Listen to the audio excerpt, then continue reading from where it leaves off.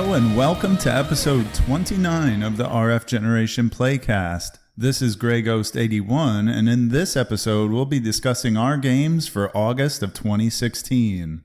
On this episode, we're taking on two classics on the NES. We're joined by Duke Togo from the RFGeration Collector Cast to discuss The Legend of Zelda and Jaws. Both games contain elements that were innovative for their time, and we'll look beyond the positive and negative hype to parse out what actually makes both of these titles important. Please remember to subscribe to us on YouTube, like us on Facebook, and follow us on Twitter. You can listen to the show on iTunes and Podbean. As always, don't forget to log on to rfgeneration.com to join our playthroughs and discuss the incredible games we play together. Thank you as always for listening, and now, on with the PlayCast.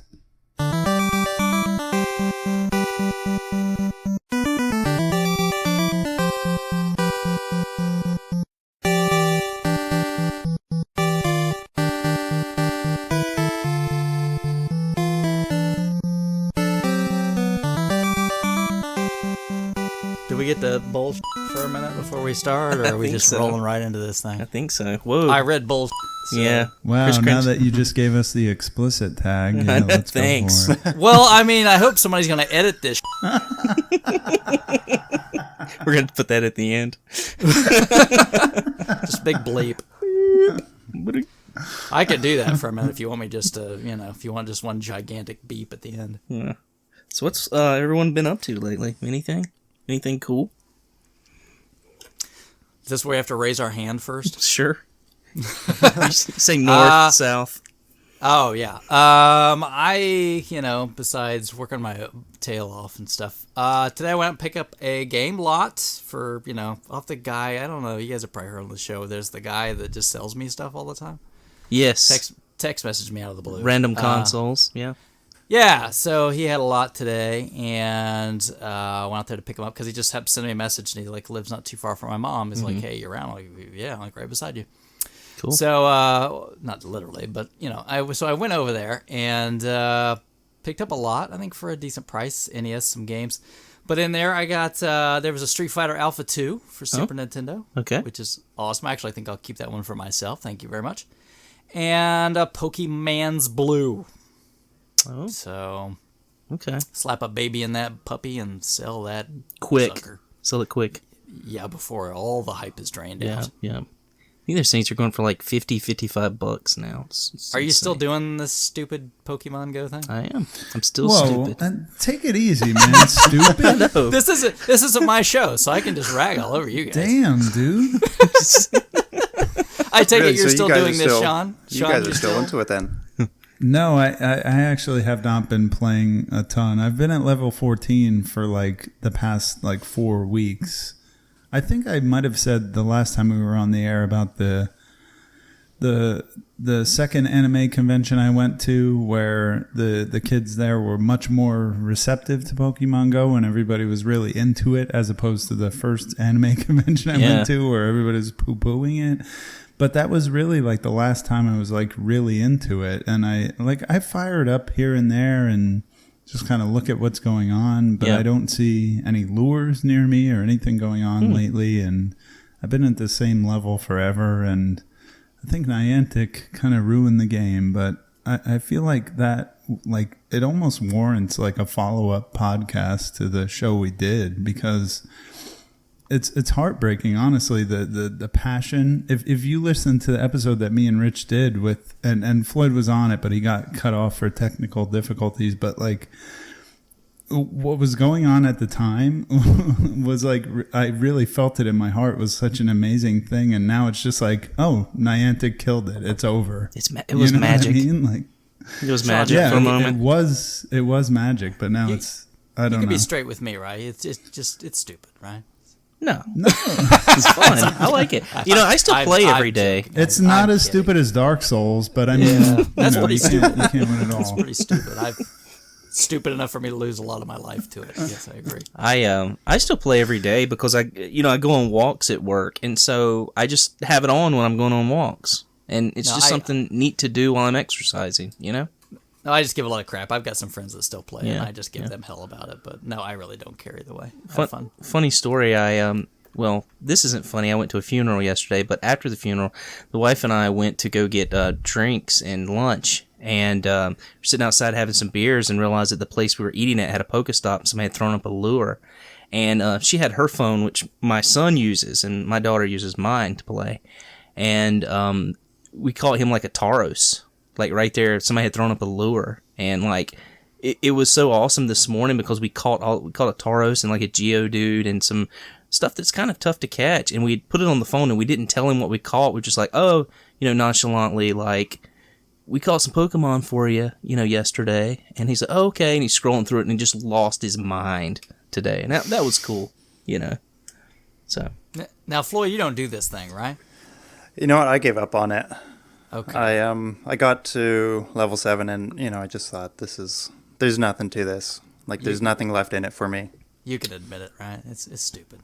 I'll give it up. I'll stop. I got a. Where do we find this guy, Rich? I don't know. It's some scrub. Send him back. This is what happens when you invite people on your show.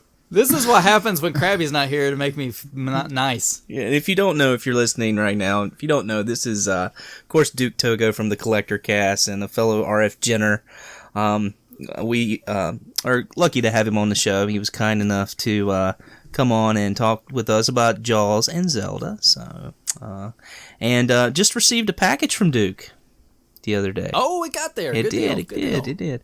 A backup Game Boy, which you need to, and my kids are kind of getting into the handheld stuff now. So I thought it would be nice to have a second original Game Boy and a copy of Valkyrie Profile on the PlayStation. So, yeah.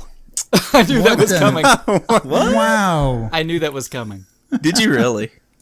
I knew. Just as soon as that left your lips, we were gonna hear it. Yeah. That is like the last PS1 game. Like I have a long PS1 like wants list, but Valkyrie Profile, like if I got that, I'd be done. Like I'm good. Let me just say this, all right? It's good price too. You guys still use the other chat app, right? Yes. So you get them on the one we use, and then he could have had a good shot at it. Oh, right? okay. I'll put him on there. You definitely should be on this with us. Yeah. All right. Yeah, Floyd's on there. I am on there. I don't never do anything never on there, but him. I'm there. He's there, but yeah, we'll check and see if he's got a pulse from time to time. Yeah. We'll have to put you on the other Chap app. Floyd's busy out like burning up the roadway, right? Yeah. Has it been good motorcycle riding weather, Floyd? Has been great weather up here. It's that's what I've been doing a lot of. That and Zelda and Jaws. Don't sound so excited. My son turned the nerd corner today.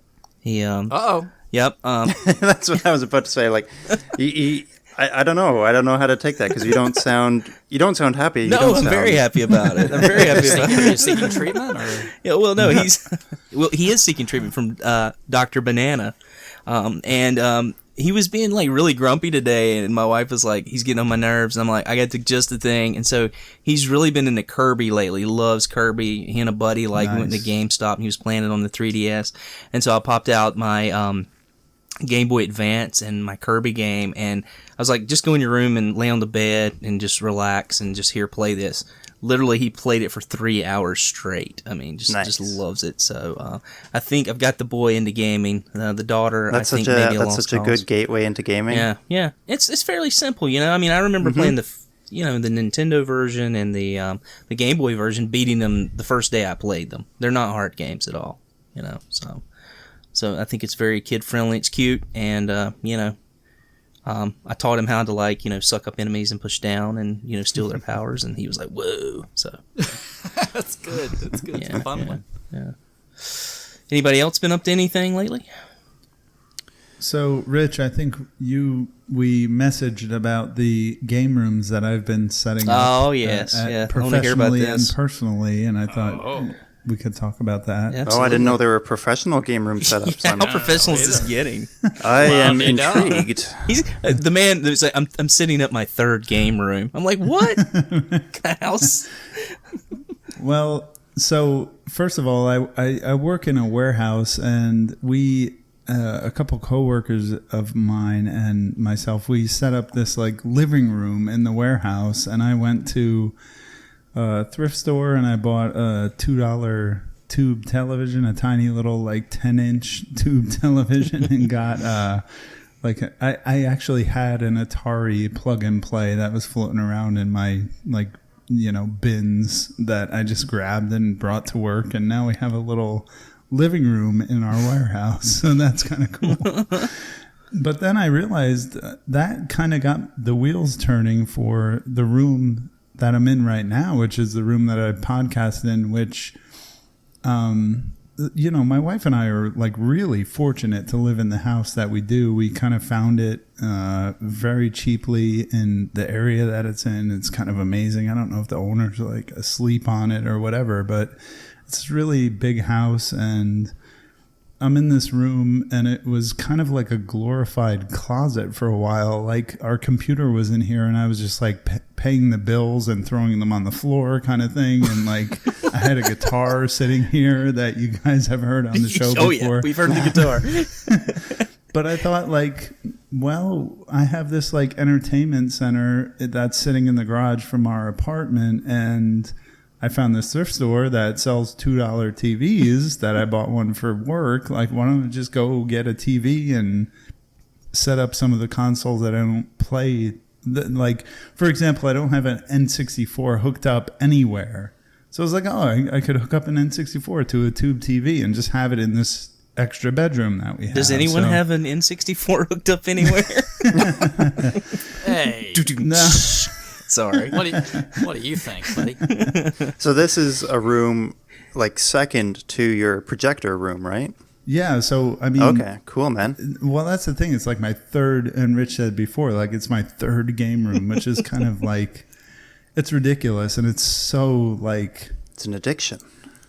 Yeah, it's crazy. And I said like it's hashtag overkill, but in a way, it's just like it's really nostalgic to me for when I was a kid and I had like a little like garbage picked TV in my parents' basement. Yep. And I had my like Atari Jaguar hooked up to it and a Super Nintendo or whatever. Yep. So that's kind of what I'm living now. Like I have my N64, a Dreamcast, and an original Xbox hooked up to this little 20-inch Panasonic tube TV, and it's really cool actually. You're starting to sound like a collector again. No. You're doing it Maybe. right. Yeah. Actually, what I'm doing is like fishing out all the stuff that I have, like just sitting in closets and just using it. Yeah. And that's kind of fulfilling. That makes you appreciate it more, you know? Yeah. It really does. Exactly. It really does. I mean, you know, I've got my game room, you know, and just being around it all the time and all the stuff and being able to flip a switch and play like any system I want because I've got like these 3 boxes on top of my TV. I can just push a button on one and like that system turns on, you know. Just being able to do that is, and having that access to it, it makes me appreciate it more and enjoy it more. So, anyway, anybody else? Things have been pretty quiet up here, but I did pick up Virtue's Last Reward and Tokyo Mirage Sessions FE. Okay. So that's kind of been the highlight of the month for me. Okay, cool. Yeah, Krabby's been talking a lot about that Tokyo Mirage Sessions. Oh, yeah, he's deep. Or at least he was last time I talked to him. I don't know if he's finished it up by now, but I want to get a Wii U. I wouldn't be surprised if he has. That. Yeah. Have you started on that, Floyd? No, I haven't. It's really hard to start stuff when we've got this going on. But you know, it's definitely like it's something that I'm definitely going to play. Yeah, good. Jaws is just Sooner. too good. Oh, I know. Turn it on. I was going to say, dude, I've already played Lego Batman on 2 different platforms. Wow. Yeah, yes. I haven't even started yet. I mean, it's only the 4th day into the month, so you know I've got an excuse. But yeah, that's crazy, man, that you've already done that. So No, I do want to play that. I was actually looking at Amazon today for that Tokyo Mirage Sessions FE, and debating like, damn, do I need a Wii U to play this game? Because I love Fire Emblem so much, I love Persona so much. Like, yes, you do need a Wii U. I need this game, but I don't have a Wii U. Like, time to buy one. It probably is the best time to buy one. Yeah. NX is right around the corner, so that means Wii U is probably going to be like dirt cheap. Yeah. Maybe. Yeah, there's a few games I wouldn't mind checking out on the Wii U. I don't know. I don't know when to throw that money around. I'm gonna have to wait for it to pop up at a flea market, I think, before I make that purchase. Oh, that's gonna be the worst. Like, by the time those things hit flea markets, all the gamepads are gonna be like busted or gone. Yeah. Yeah, well, I'm not so worried about gamepads. You can probably get do you those. actually want to play the games? Or Yeah, no? well. You have to have a gamepad. Yeah, I know. Yeah, it's not like the old systems, is it? You can't just have like a little controller. It is. No, you kind of need that gamepad to get everything up and running. Yeah, that's true. Yeah. Right. Didn't think about that. I did grab. I know we're not going to talk about like small scores here, but I've been thrifting a lot with my wife lately. This is our show. We can talk about whatever we want. Hell yeah. Small scores. Our generation small scores. You've been thrifting No, with the wife. I've been thrifting with my wife a lot lately, and there's a few really good thrift stores. There's 3 like really decent ones within a 5-minute drive from our house, and recently I've grabbed Godzilla Save the Earth for the original Xbox for $5, and That's awesome. That was a good find that I've been looking for forever because I love Godzilla. Yeah, them Godzilla games ain't cheap. Yeah, no, that's pretty collectible subgenre of any system. So, and I love Godzilla, so I'm into those anyway. So, and then I found we have Savers down here, which is awesome. And Savers was a chain that I had seen like on the internet a lot, like from people in California, but we have them here in Austin, and they're pretty amazing. And I actually found a Sega Saturn for $3.99. Awesome. And it has everything you need? No, it actually was a console only, but that's fine because I have all for that price. Why not? Yeah. I just grabbed it. I told my wife if it doesn't work, I don't care. That's $4. You gotta take a chance. Yeah. So I got grabbed my it. Saturn right in front of me. Yeah, it's great. Yeah, and it happened that it did work, fully working condition. So there you go. Did you have one before? You had one already, didn't you? Yeah, I actually have 2. So that's my 3rd. It's $4 though. That's right. Oh, I'm not knocking him. I just wondered if he had one. Yeah. So I don't know if I'm gonna flip it. Like my first one is modded. I think I've talked about this before. I have a modded one that plays backups, and my other one is like kind of a backup to that. And then now I have this 3rd one, and I'm trying to decide whether to flip it or keep it. I don't know. Or put M&Ms inside of it and just eat out of it. Right. Exactly. Let me help you out. Bowl. I was in the exact same situation. I've got a modded one. I've got my original one. I came into another one. Flip that baby. Yeah, I might. Yeah. Get you a copy of Valkyrie Profile. Yeah, Ooh. Totally. Salt in the wound, man. Salt in the wound. No, that's one of those games that, there are these like unicorn games that you want so bad that, I've heard of Valkyrie Profile. I've heard it's really good. But the salt in the wound, honestly, is that I played that game. I played the PSP port, and I adore that game. And I really want to own the PS1 version. Yeah. Like, I know I love that game, and I want to own the real thing. Well, get on the other app. If I see another one, I post all the time when I'm in stores. So yeah, we'll get you on there, man. No, I'll send you an email and throw you on there. You should be on that anyway. Since I'm hosting the show, I'm gonna plug something of mine.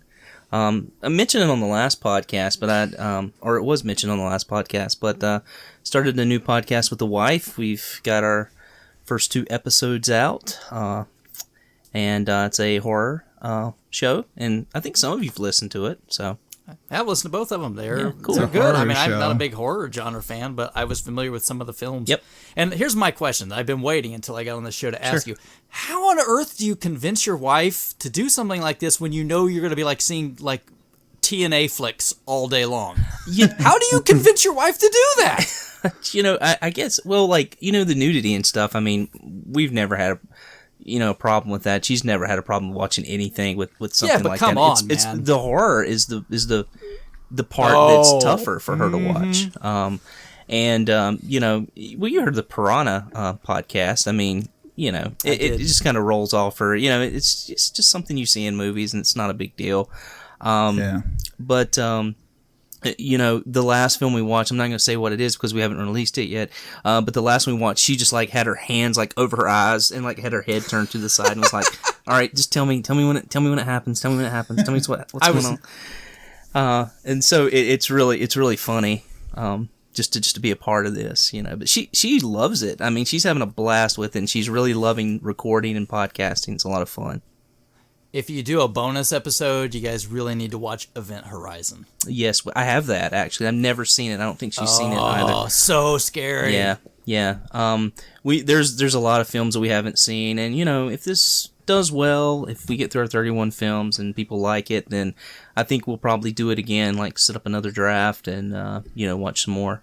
So but we're taking some advice from our listeners. We got a thread on rfgeneration.com that people can comment on, but we're also at Twitter at She Hate Horror. That's the name of our show, and also on Facebook. So if anybody wants to send us some questions, and you can find the show actually on iTunes and at Podbean at shehatehorror.podbean.com. So that's my little plug. So, but anyway, I'm glad you guys are enjoying the show. I want to jump on that. I know that may sound like a shameless plug to our listeners who haven't heard it, but it is a top-notch thanks, podcast. Man. I appreciate it. Serious production values, like the editing is really good. You and your wife both have beautiful voices for talking about these things, and it's a really cool perspective from both of you. So yeah, I think I told someone that the premise is we're not really like huge fans of horror films. We don't know like a ton of stuff about it. Anything that we come up with, we have to research on our own, and it's just stuff that we find interesting. And we're not like I don't know how to say it, but we're not scholars in the field or anything. We're just two people having fun watching horror films, and I think it like Duke said, he doesn't like horror films, but I think he finds some value in listening to it just because it's interesting, and I think that's what we're trying to do is have something that's just kind of fun that anybody can listen to, whether you like the subject or not. I think, you can still enjoy the show. So. Well, I learned that if I really want to see some boobies, that I should watch Piranha. Yes, Piranha 3D. So... Yeah, there's some serious skin in that, yeah. And here, if I could make a small suggestion. Sure. I want like a bell or something. So every time you guys get another drink, I want to hit the bell or something so I can keep track of how sloshed you guys are on the show. I actually don't drink on the That's show. a That's great the funny idea. thing. My wife is the one who drinks on the show because she's so nervous. Yeah, I just want to hear like ding. Okay, there's another one. All right, we're yeah, done. that would be good. That's a good suggestion. We actually took one of your suggestions, and we didn't. Or we kind of talk about the random number generator, but So boring. yeah, Duke sent me something. He's like, you should have a cool name for it. You should call it like the Movietron 9000. That picks your films.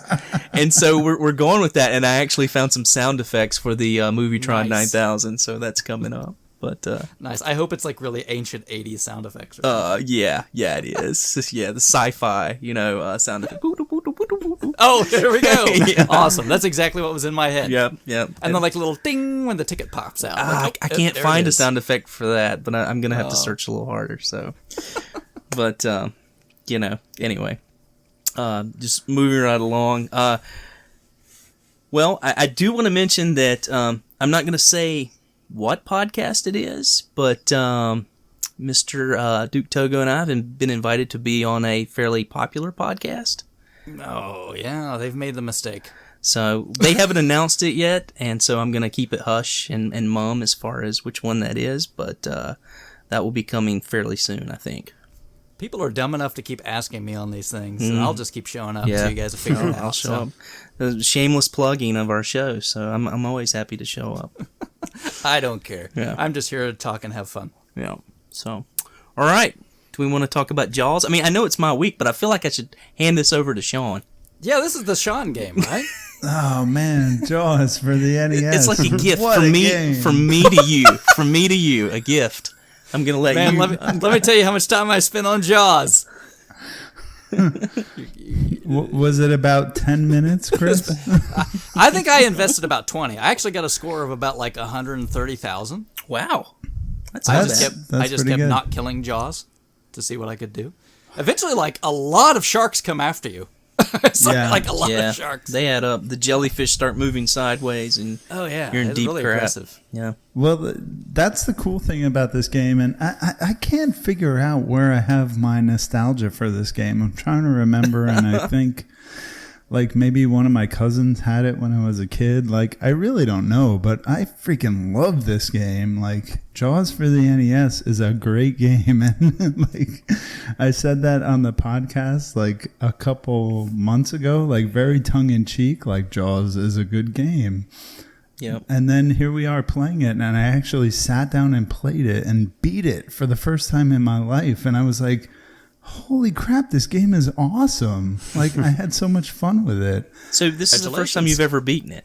Yeah. Wow, I didn't know that. After playing it so much as a kid, Wow. I didn't know what to do. So I watched that speed run and like that 3-minute and 10-second speed run of it. So I was like, oh, that's what you have to do. And that's when I tweeted, like, here's my walkthrough. Get shells, kill Jaws.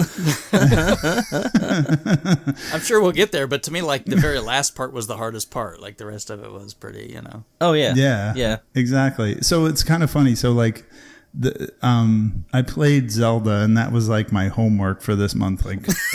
Like get through Zelda, do the thing. And then when I finally beat Zelda, I was so proud of myself. I popped in Jaws, and knowing what I knew from that speedrun video, I beat it in like 10 minutes. Wow. And I was like, oh my God, I just beat Jaws. Happiest day of your life. So then I actually played through it again today, but it took me about, I don't know, like half an hour to 45 minutes. And I kind of dissected the game a little bit more, or whatever you want to say. Like, I think this game is, honestly, unfairly maligned. I think this is a victim of the angry video game nerd. I think this is a victim of the LJN kind of thing. Like, all the LJN games suck, and that's, for me, that's not true. Jaws and Friday the 13th being two of the main games that I would say that's totally unfounded. And I just think it's such a, like, it's just a cool game. Like, you move around this overworld screen, you have random encounters, you have these like horizontal shooting things, and you try to kill Jaws, and you have this like persistent main boss that comes through on the screens, and I just really like this game. I don't know what else to say. Like, it's a cool concept, right?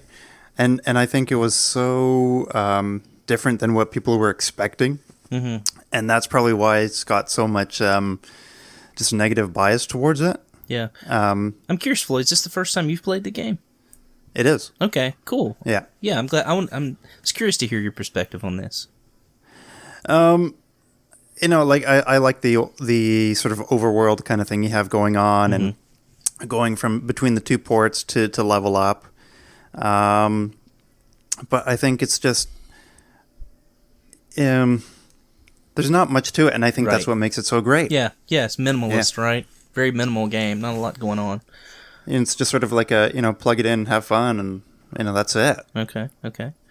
yeah, so I gotta say, for me, a turbo controller was kind of mandatory. I played it on my Retro. I played it on my Retron 5, and the first time I beat it, I got to level 3, and I was able to beat the game. And then today, when I played it, I was on level 8, and just messing around. It took me a while, but I was kind of trying to stretch it out, and then when I finally started to attack Jaws, it took me like a minute. You know what I mean? Yeah. So I'm really curious for Rich and Chris. Like, you guys are NES freaks and like veterans of this system. Like, where does Jaws fall in for you guys? You want to maybe talk about the first time we ever played it? That'd be a good place to start. Yeah, Let's do maybe that. kind of what our history is with it. What do you think, Duke? Well, gosh, I remember renting this one like way back in the day. So when I was a kid, we would the old man. That's right, represent. But we would. There was like a little home, like I don't know, like a little tiny video rental place, like mom and pop joint, like most places had back then. Right up the street from the house is called the Video Corner, and you can imagine where it was situated. And so me and my friend would go there, and it was $1 game rental. And if you rented on a Saturday, they were closed on Sundays, so you had an extra day. So Yep. So of course, what did we do every Saturday? We'd go rent NES games, and our parents were happy to give us the money because we'd shut up and leave them alone. So why wouldn't you do that? But I remember renting a lot of stinkers. Jaws at the time, I remember kind of being a little disappointed in, I think simply because it was so short. And when you rented a game and that's like all you're going to get to play all weekend, you're like, oh, I'm done. What do I do? What do I do now? So I remember we rented it and played through it. The hardest part back then, and I think it's pretty much about the same thing I'd say now, is the end. Is that the whole stupid timing to skewer Jaws, but I learned a lot of things this time around that I didn't remember from last time. Maybe because I just tried more stuff, but I'm sure we can get to that. But yeah, it was it. Me and my friend Nathan, we'd go down there every weekend, and he'd either stay at my house or I'd stay at his house. And I remember renting Jaws, and we, of course, played it probably more than we should have, but it was all we had, so that's what we played. Yeah. The first time I played Jaws, I've talked about this event before, but I mentioned we had a soccer party one time. It was like a sleepover at a community center, and during that sleepover, somebody brought like a small 10-inch TV and a Nintendo. And two of the games I remember playing for the first time that night were Contra and Jaws. Those were the two games. And I remember, of course, loving Contra. I mean, who doesn't love Contra? But Jaws was that game that was like it was a special challenge, especially being so young. And all the button mashing, as you mentioned, with the needing a turbo controller, it will wear your fingers out. I did not use a turbo controller, but man, I'm telling you, that hurts. Yeah, these old man fingers still got it. Let me tell you. Oh man, I was glad to have the Joy card. So that was the first time I played it, and I don't know. It's just always kind of been a special game. It's one of those games I've bought several times and sold, and throughout my life, and I always seem to find it, for $1, and I'm like, it's Jaws. I should pick that up. I'd probably like to play that again. I've probably owned this game 5 or 6 times. It's crazy, but it's just that type of game. It kind of sticks with you. And that's why I love it. It attaches itself to very special memories, and it's kind of an aggravating game too. And if you don't have a really good handle on the controls and the sort of slipperiness of the controls, which we can talk about, then you're in for a quick time, a quick game. Is it just me, or I kind of felt like, and I guess I still do, that Jaws is really kind of like a souped up 2600 game instead of like an NES Sequest. Game. Because the screen, the overall map is so small, and each thing is like one screen of fighting. You know what I mean? Yeah. We actually had a member mention that, Jerry Greenwood. He compared it to Sequest on the 2600, which is very similar to that game. It's what it is. It's an underwater shooting game.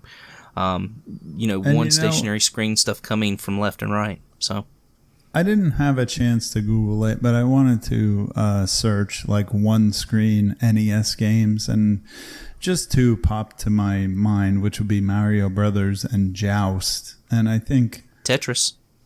And Tetris, but yeah, there's that's tons. a puzzle game. Yeah. Like, Pro Wrestling. Donkey Kong Jr., almost all Right. the early games. Yeah. So I mean, like, we shouldn't sell Jaws short just because it's like a one-screen game, as opposed to being like a Life Force. Like, that was a real vertical shooter. Like, I guess I didn't mean to disparage it. I'm just saying that the style reminded me a lot of what you'd get in a 2600 game instead of what most NES games at the time were, some kind of platform scroller. You know what I mean? Yeah. Yeah. I agree. Very stylistically. I think honestly, like, where it falls into that middle ground of, is it either kind of ahead of its time or kind of just behind the times? That's how unique this game is, because I look at it as like, whoa, cool. It has like an overworld map and like random encounters and leveling up. It's almost like an RPG, and it has like, these horizontal shooting components for the action, encounters. Like, I don't know. Like, you could argue it's behind the times, or you could argue it's ahead of its time. I don't know. Well, I mean, it's got a lot of cool ideas going on, right? And they all kind of mash up together pretty nicely. Mm-hmm. Yeah, besides the end part, killing Jaws, I think it's a lot of fun. I could probably do without that end piece a little bit, but... Well, I kind of like it. I think it's a nice little tack on. I mean, I don't know. There was always something special about the Jaws franchise and the Jaws films. There was always some special way that Jaws was destroyed in those films. You know what I mean? And so I think it's kind of fitting that, you're not just a diver with a harpoon gun that's down there and, after you get all of his energy down, he just floats to the bottom and dies. I feel like having that sort of ending is sort of indicative of sort of what was going on with the movies. You know what I mean? Because I know we've That's all what I seen thought Jaws. too. It's kind of like it's a nod to that, right? Mm-hmm. Yeah. Totally. And I should mention... Oh, I'm sorry. Go ahead, Sean. No, I was just gonna say real quick. The first time I beat it, I had like a kind of trouble with like, hitting the sonar and then stabbing him with the boat. But then today when I played it, I got him on the first try, and I was like, it's not that hard. No, it's easy once you know what you're doing. When you're a kid, you're just mashing buttons. I know the first time that I killed him, it was mere luck. It had to be, because I would always press the strobe and then I would press, the stab button immediately, and you have to wait that second for him to flip over to that white belly, right? Yeah, you got to get him in the right like frame, the right like tier, because that whole thing is like a, what's the word? It's not like parallax scrolling, but it's like almost like phony 3D. Like, you have to get him right when he's up against the boat. Yeah, you have to get him in the right tier of the whatever pixel. You know what I mean? and then dead strobe on. Him. Yeah, exactly. And you have to be right in front of him to get him. But yeah, I agree with you, Rich, that if you just like sapped him of all his life energy and the game was over, that would not have been satisfying. You need this like set piece of, you're in the boat, you're gonna freaking get him now. Like, yeah, I like it. I love this game. So good, so good. Better than Zelda. I guess what I would pick on is that since it was a game of shooting, you have a score. Yeah. And once you beat the game, you can't see your ending score on screen, and there's no high score. There's no way to keep track of your ending score at all. That's something I didn't realize. That's interesting. That's the frustrating part. It's like, I get it. If you want to have a story, right? Then just dump the score. Yeah. Well, a part of the score is is it 30,000 you get the mini sub, right? So I mean that's a way to track whether you can get the mini sub or not. That's sort of how that works, I would say. But how do you get the mini sub? Both times I beat the game, I did it just with the diver. Oh, it just shows up on the screen. Yeah, you've never had the mini sub before? No, all I would do is get the tracker and then just go back and forth until I was strong enough to beat Jaws. You got to look around a little bit. Yeah, it pops up in a few different places. You have to do a little bit of searching for it. But when you get it, it's awesome because you get to be inside of a female body massager and shoot Jaws. That's what it looks like. It does kind of look like that. It very much looks like that. Oh my god! Yeah, Sean's like, I'm gonna go find that mini sub now. Or it could look like a male appendage, I suppose. Sure. It does shoot things. It does. But I think if we're going to talk, though, really, the mini sub is great because it shoots much faster. Mm-hmm.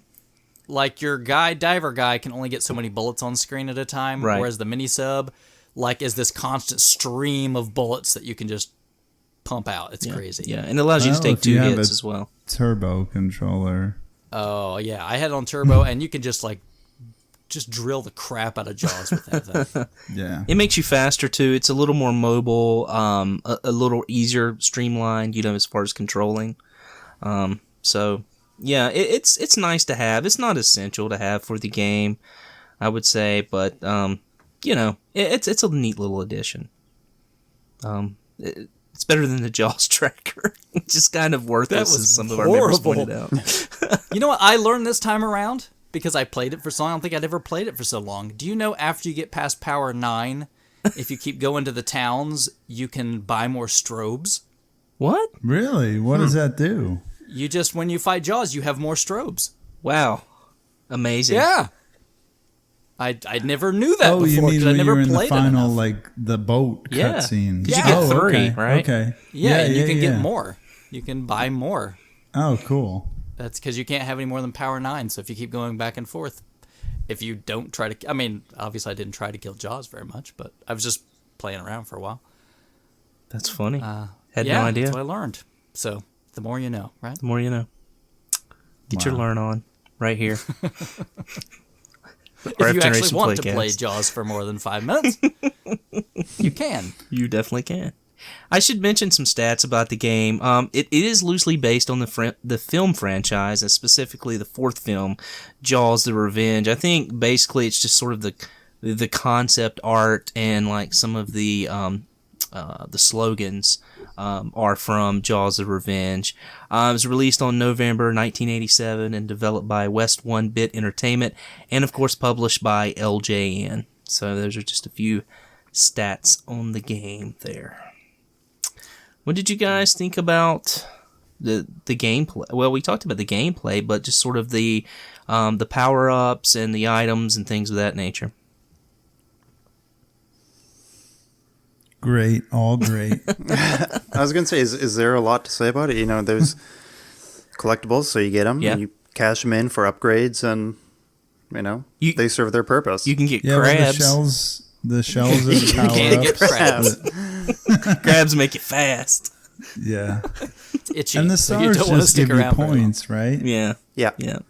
So, yeah. And I really loved, eventually, when you get more of the sharks, because sharks always drop shells. So, Yes, they do. Yep, every time. Yeah. It's always funny. Everyone has different strategies. I see a lot of people that play near the bottom, but I always worry about jellyfish around the bottom. So I never play around the bottom. I think that's fine at the beginning. Yeah, at the beginning I always stayed at the bottom. Later on, yeah, Yeah. You can't do it. The jellyfish get crazy later. But later on, sometimes you get mixes. One time I had, if you play it long enough, I had one level was nothing but sharks. Yeah, wow. Me too. I had that happen today. Yeah. That's so awesome. See? Don't try to kill Jaws in 2 seconds, and you'll find out. It's funny. When I was a kid, I remember, again, vaguely, I remember, I can't, who was this? My cousin's house, a babysitter? I don't know. But seeing those little sharks and being like, is that Jaws? No. That's dude, not Jaws. That's what my kids kept saying when they were watching me play. There's Jaws. I'm like, no, it's not him. He's bigger than that. And then when they saw Jaws, they were just like, oh, okay. Oh, yeah. They weren't excited. I was like, what's wrong with you guys? But tell me, seriously, is Jaws the least scary enemy on the planet? He moves, as soon as you start shooting him, he moves so slow. He's not as scary as Jason Voorhees in Friday the 13th NES. Yeah, purple Jason Voorhees. Yeah. So yeah, just so non-intimidating when you. But finally, yeah, no, I really? do like though that when. So here's the thing that's kind of a little bit deeper in this game, which is kind of cool. That when you could be just trolling around in your boat and see him in the radar, you could be avoiding him, but if you're close enough to him and you get a random encounter, he can just swim in on your random encounter, and it's like, oh, there's Jaws. Like, no, I was just trying to shoot some jellyfish and stingrays, but Jaws just kind of lumbers into my random encounter. And it does kind of make you jump sometimes. You're just not expecting it. Yeah, I remember that as a kid. It's like, oh my gosh, it's Jaws. You know what would make him scary? The problem with Jaws in this game is that he has white eyes. If he had those black, soulless eyes, like sharks do, that'd make him a lot scarier. Just the round, beady, soulless eyes. ROM hack of Jaws. I would think red eyes. Red eyes would be scarier, but really, I don't know. See, my only real Jaws memory as a kid was that my grandparents took me to see Jaws 3 in 3D in the movie theater, and like at the end, Jaws explodes, and so stuff like just comes at your face. Spoiler. And then at the oh my God, what do you know? Jaws dies in the end. But and then after he explodes, his jaws, like his literal jaws, are just like floating in the water, like in 3D or out in front of you. I was like, oh, it's so cool. That is awesome. It's pretty cool. Otherwise, it sucks, but that was pretty cool. All right. Well, how about the music in the game? What did you guys think about that? The sound effects and music. I don't want to take things off course. Are we going to talk about the bonus stage? Yeah. Oh, yeah, right on, dude. Bombing jellyfish. Where you're bombing the jellyfish. Damn jellyfish deserve it. And that was one thing. I want to bring up Pam's video. Cannot Be Tamed on YouTube. One of my favorite YouTubers who's been on the show, friend of the show. Yep. And she said, like bombing jellyfish, that's a little bit of overkill, isn't it? I don't think so. I think it's fun. If you could hit the broadside of the barn with those things. It's true. You don't, if you think about it practically, like who bombs jellyfish with depth charges? Was that in the movie? I don't know. I don't think so. I don't think that was part was in there. artistic liberty, I guess. Yeah. Right. Yeah, right. I don't even know. I've only seen the first one. Yeah. So. It's that type but of that bonus. was fun because you could get free shells for it. Sure. Even if you messed up and you only hit like 3 of them, you would get a couple of shells for it. So it was worth it. Yeah. Does anybody know what the trigger was for that? Because to me, it just seemed like it happened randomly. I feel like it was like after you went in the water like 3 or 4 times, I think it kind of popped up. But it may be a score trigger. I don't know. I don't know. For me, it kept coming up after I killed after I killed a shark. Huh. Yeah. To me, it seemed kind of random, but I mean, I didn't really try to count or anything, so I don't know. Mm-hmm. Yeah. Right. Yeah, I don't know either. I'm sure someone out there knows. Yeah. I don't know. I didn't love it because I wish I had some sort of... If I could at least like slow down or speed up my plane a little bit. You can. It's just... You can't, yeah. Well, how can... I didn't know that. How can I do that? Yeah, you push it left and right, dude. I didn't even try that. I was just pushing the button to bomb. Yeah. Oh, Lord. You and your fancy... I did not know that. I thought you were like an NES expert, dude. Yeah. Why do we have this guy on the show? Who invited him? Because I play real games. Like Zelda. I'm kidding. No, Jaws is fun. I just literally didn't know that. So I learned something today, too. Yeah. I'll have to try that again. The more you know. It just didn't occur to me. I'm like, oh, it's like Canyon Bomber. I just can't control the plane and just drop bombs. Yeah. Yeah. You can. Left and right. And, yeah, I mean, it is helpful sometimes. It helps you get several more. But I can't imagine, like, someone could get a perfect score on this jellyfish game ever. It just seems 20 like it'd be was impossible. the most I got. Yeah. It would be pretty much impossible. But, yeah, it reminds me of, like, the bonus stages in games like Galaga. You know, there was always those bonus stages, but this one was a little more out of control. You don't have as much control as you do in Galaga. So, and let me just ask, when did jellyfish become like synchronized swimmers? You know what I mean? Those are pretty fancy patterns these jellyfish are going in, and they get more and more intricate as you play. Like, yeah, I was like, oh, now we're doing a sine wave. Cool. Why don't you just spell out Jaws? Yeah, seriously.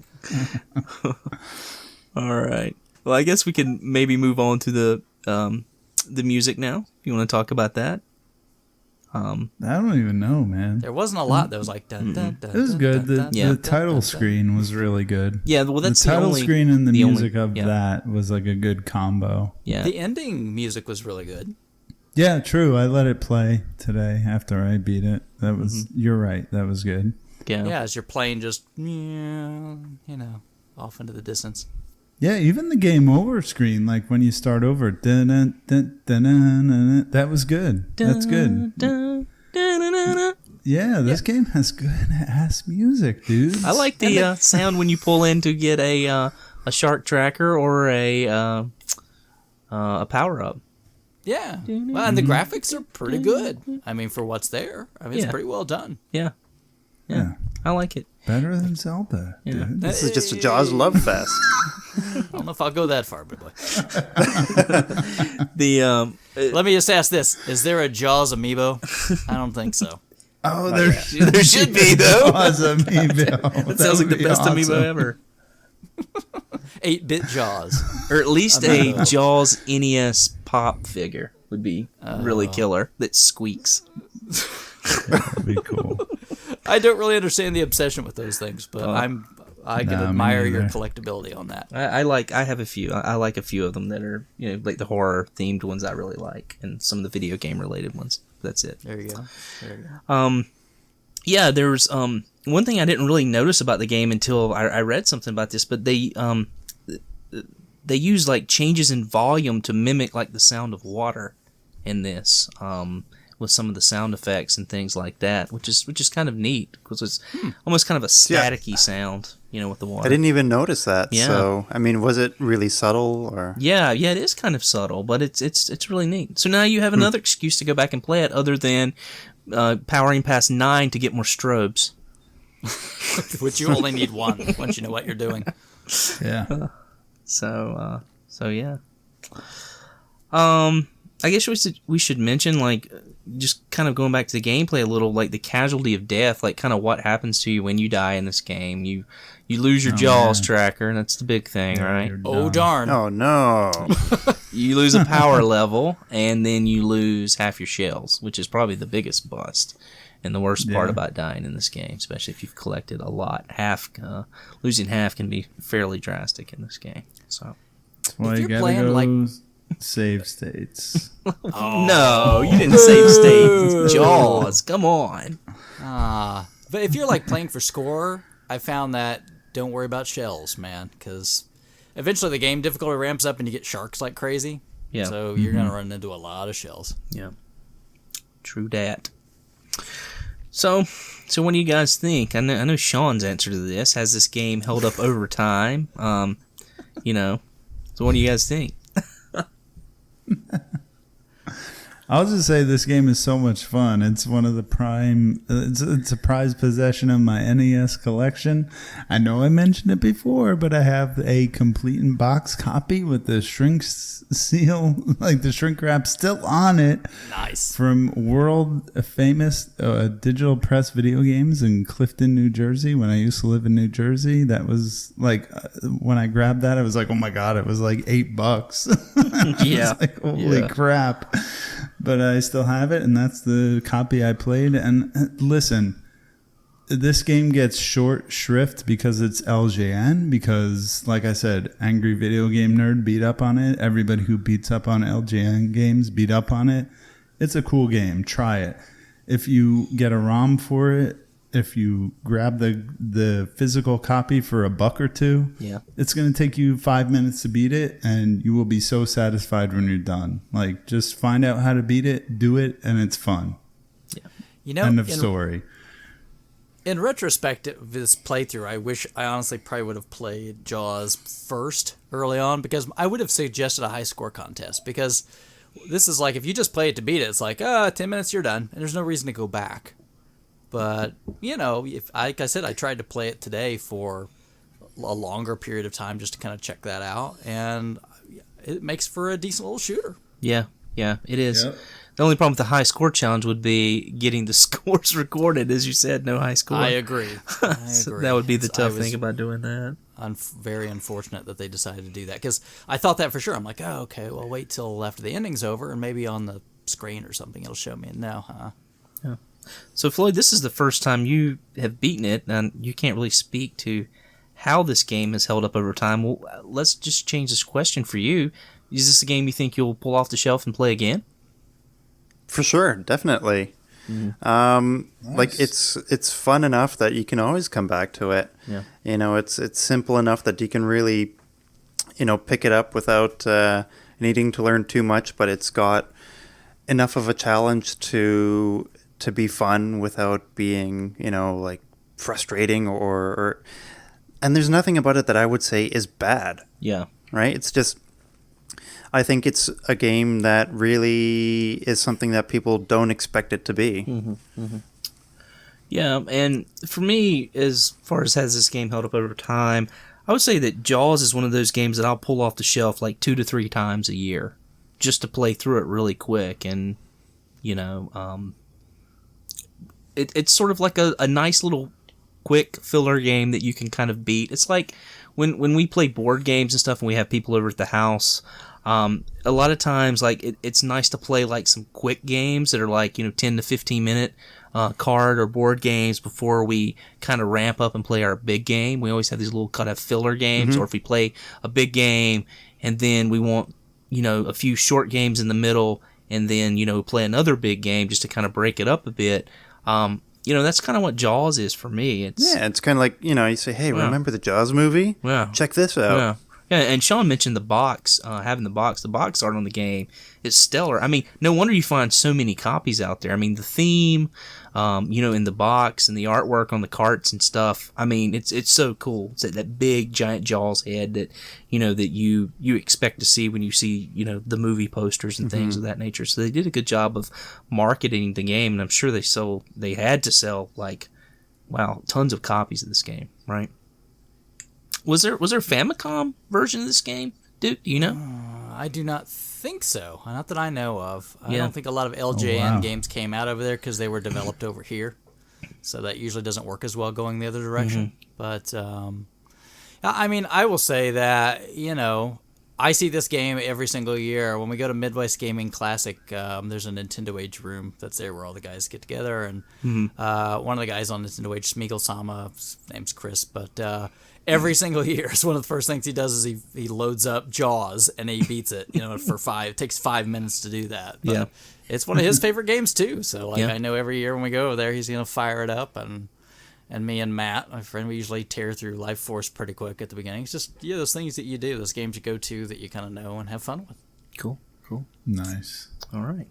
Well, before we bury Jaws, does anyone have any final thoughts? Say anything else about it? How many Jaws movies were there? I don't know. Lots.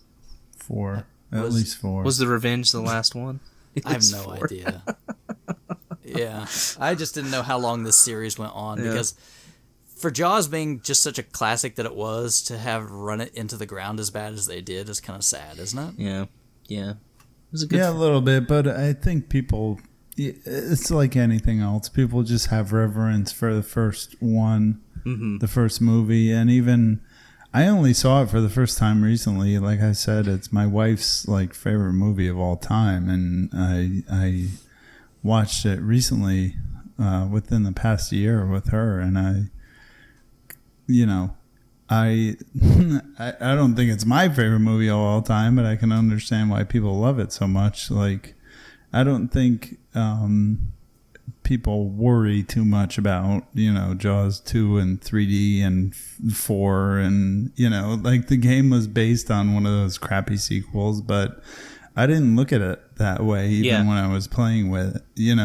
I thought it was just a Jaws game, Yeah, you don't think about what movie it has anything to do with. You're just like, I'm playing Jaws, Well, it was smart for them to not put Jaws 4 on the box, right? Yeah, exactly.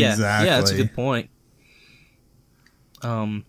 The only thing I did want to mention, and I know some people had a little bit of a problem with this in the game, was the ending. People were unsatisfied with the ending that you got.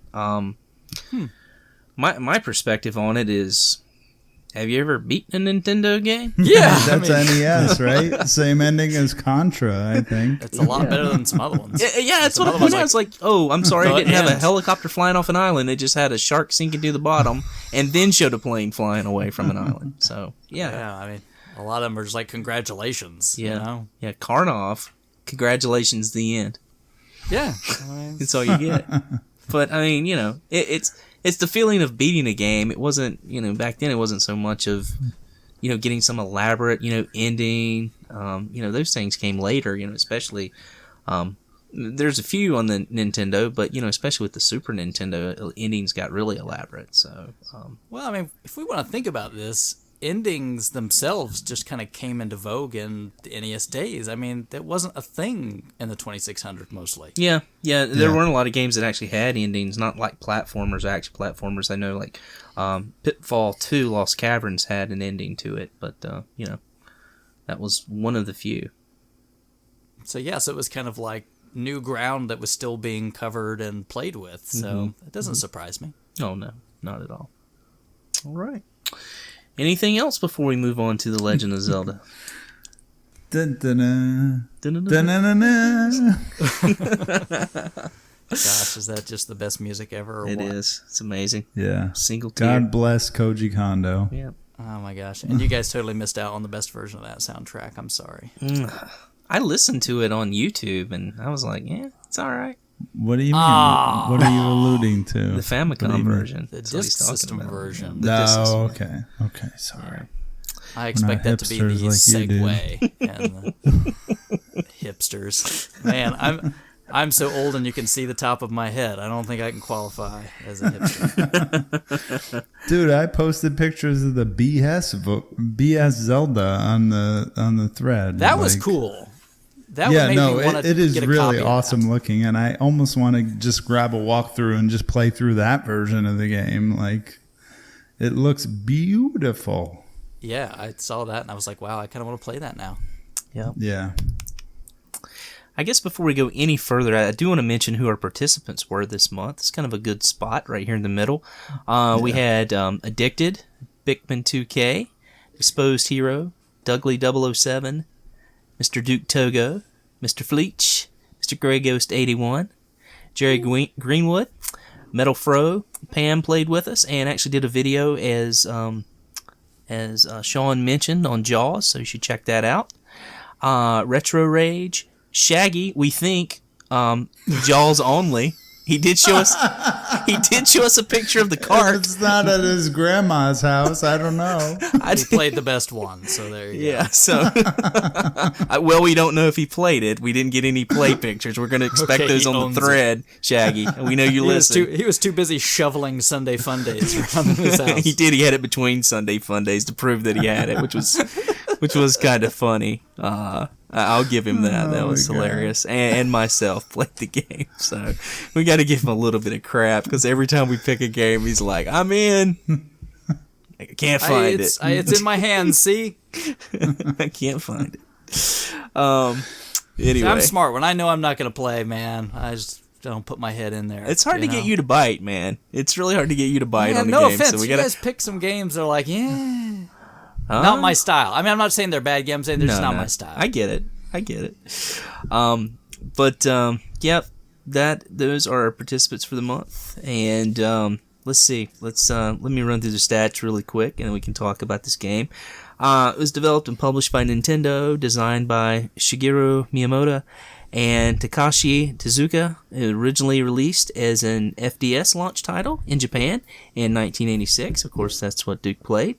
It was known as the Hyrule Fantasy and released more than a year later in North America and Europe.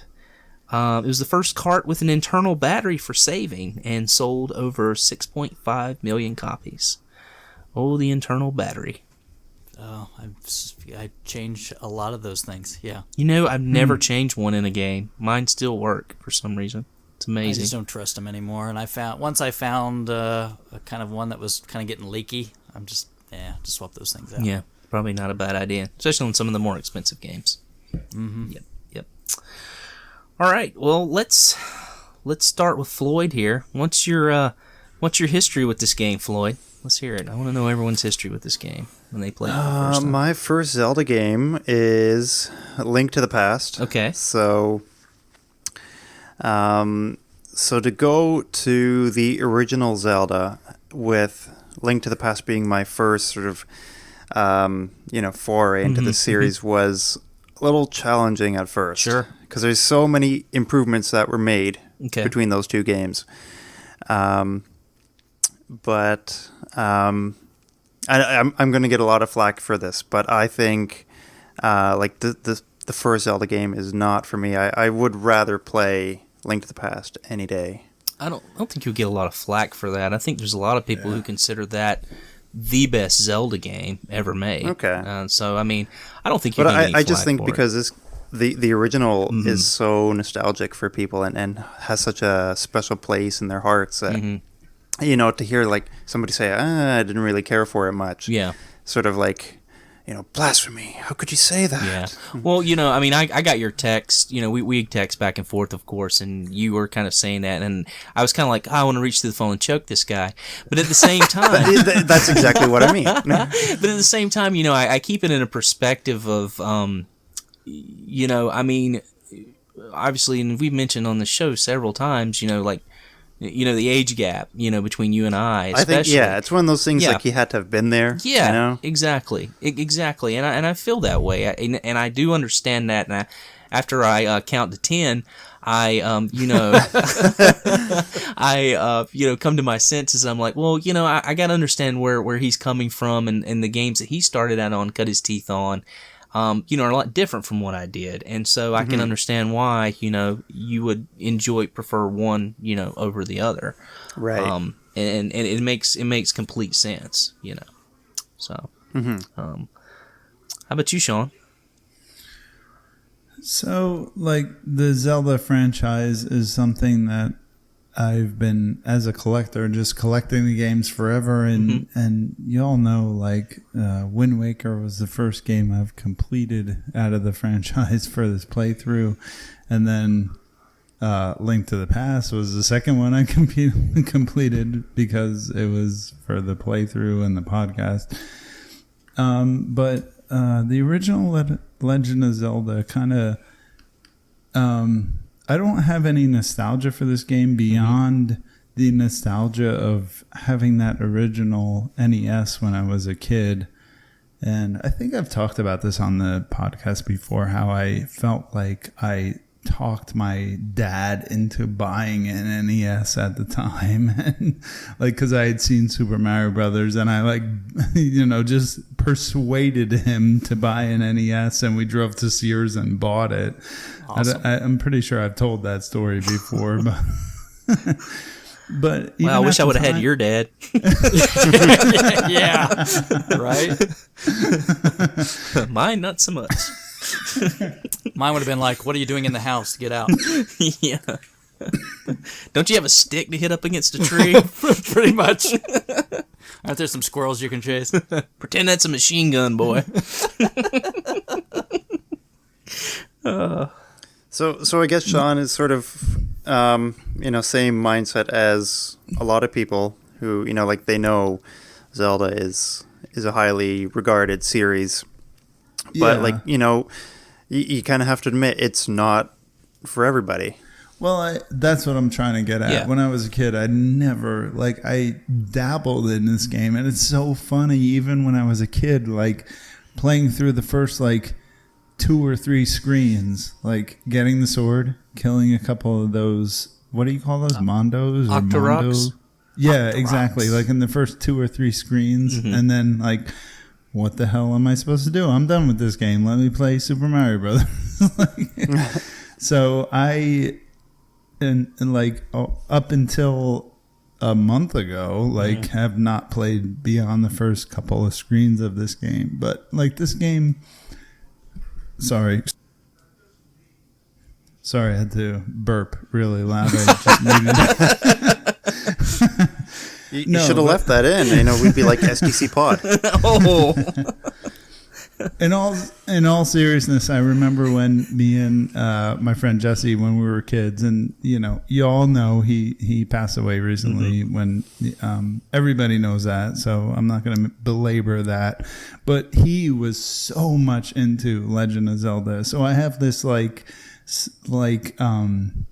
secondary nostalgia for like him playing the games and him having these like maps from Nintendo Power that his mom like laminated for him to play through the games. And when I was playing through the games through the game now, like I kind of felt, I was channeling him through that. Like I was remembering everything, and that's the only like focus of my nostalgia. Otherwise, like y'all know, you can take everything I said about Link to the Past, everything I said about Wind Waker, and like guys, I just used I used a walkthrough. I just did a checklist. I just went step by step through the game, and I am not discovering anything. I am not like having any kind of sense of wonder or like anything through this game. It's a checklist to me, but it's like to go through. But it's still satisfying to get to the end. Completely. And I posted it on Facebook. I tagged you guys on it. Like, I am so glad to have finished this game finally, like in my life. Like this is a game through, like from my childhood that I just like didn't get it at the time. And now having played Wind Waker, go back to Link to the Past, now going all the way back to the NES version, the original Legend of Zelda, and we'll just, we're going to talk about it, but like that was so cool to like finally just complete that game. Right, and I think it's cool that you have that attachment to it through your friend. Because I guess if like the exploration and discovery isn't going for you, then there's not much else to keep you going, right? Yeah, and we'll get into like minutia of the game, but but that's my background with it. Yeah, like it's so much coming from this podcast and from the forum. Like I always thought, like you could ask me a couple of years ago, like would you ever complete a Zelda game, and I would say no. But now I've completed 3 of them just because of the podcast and the playthrough. Like, that's really cool. Yeah, I agree. And obviously, Duke and I are going to have some probably pretty cool memories and stories about this. And maybe it'll kind of shed some light. And that's what I kind of hope to do, is shed a little bit of light on, like, why, we all are having sort of different experiences with this playthrough. When I picked it, I thought, oh, this is going to be great. Everyone loves Zelda. Everyone's going to really love playing Legend of Zelda, the very first game. It's going to bring back so many memories. And, I think sometimes you forget that you're old as hell. And like, I used to teach... I used to teach college. I used to teach composition, and one time I was teaching this Bruce Springsteen song. I was teaching "Born in the USA." It was in the textbook, and I was talking about the Cold War and Reagan and Gorbachev, and students were looking at me like they had been born after those years. They were like, I don't know what he's talking about. And so I kind of feel that way. With this. To an extent, because we actually, I was surprised at how many people we had playing this game for the first time, or people that had just maybe just dabbled in it a little bit and not beaten the game, right? Yeah. So, Duke, I want to hear about your experience with this game. Sure. Your history. I think some of this probably has come out in our show before, but kind of first getting into like what Floyd and what Sean is saying, I totally kind of get where you're coming from, and I would agree. Link to the Past, I think, is probably the best Zelda game there is. But I just to put things in perspective a little bit, I want you to think about Legend of Zelda and what it did and how complex it was. Came out 1 year before Jaws, which you just played, and how simple that was. So think about that in terms of perspective. This was pretty revolutionary, nothing quite like it at the time. And I think that's hard to pick up if you weren't there and playing through things at that time. It can't hit you that same way.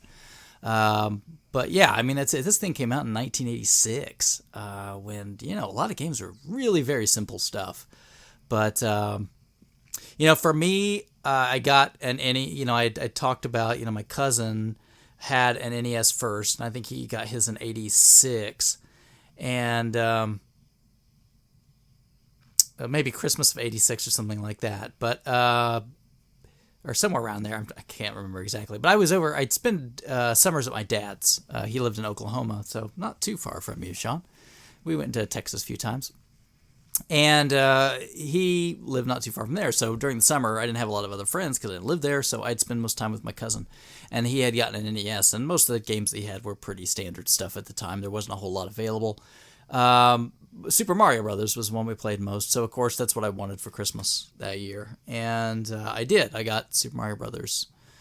So maybe that was a little later. Anyway, the first game I bought, because I have Birthmas, I've mentioned that before, my birthday and Christmas are like together, so I get Birthmas, and so there was some money that came along with that. I got to go pick a game, and Zelda had just kind of come out. I'd seen the commercials and stuff, so I went to Target, and with my Birthmas money, I bought Legend of Zelda, and I took it home, and God, I played that game to death. I mean, to the point where I would make up challenge runs. I mean, I'd beaten it so many times, I'd be like, oh, here, let me play this time without a ring and beat it. And let me go this time with, things like that, where you would just like, okay, I'm not going to buy bomb upgrades.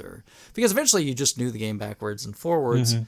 And I even I'd graph papered out the maps, and I'd kind of figured out like, oh, if you do it right, all the dungeon maps kind of fit together like a puzzle.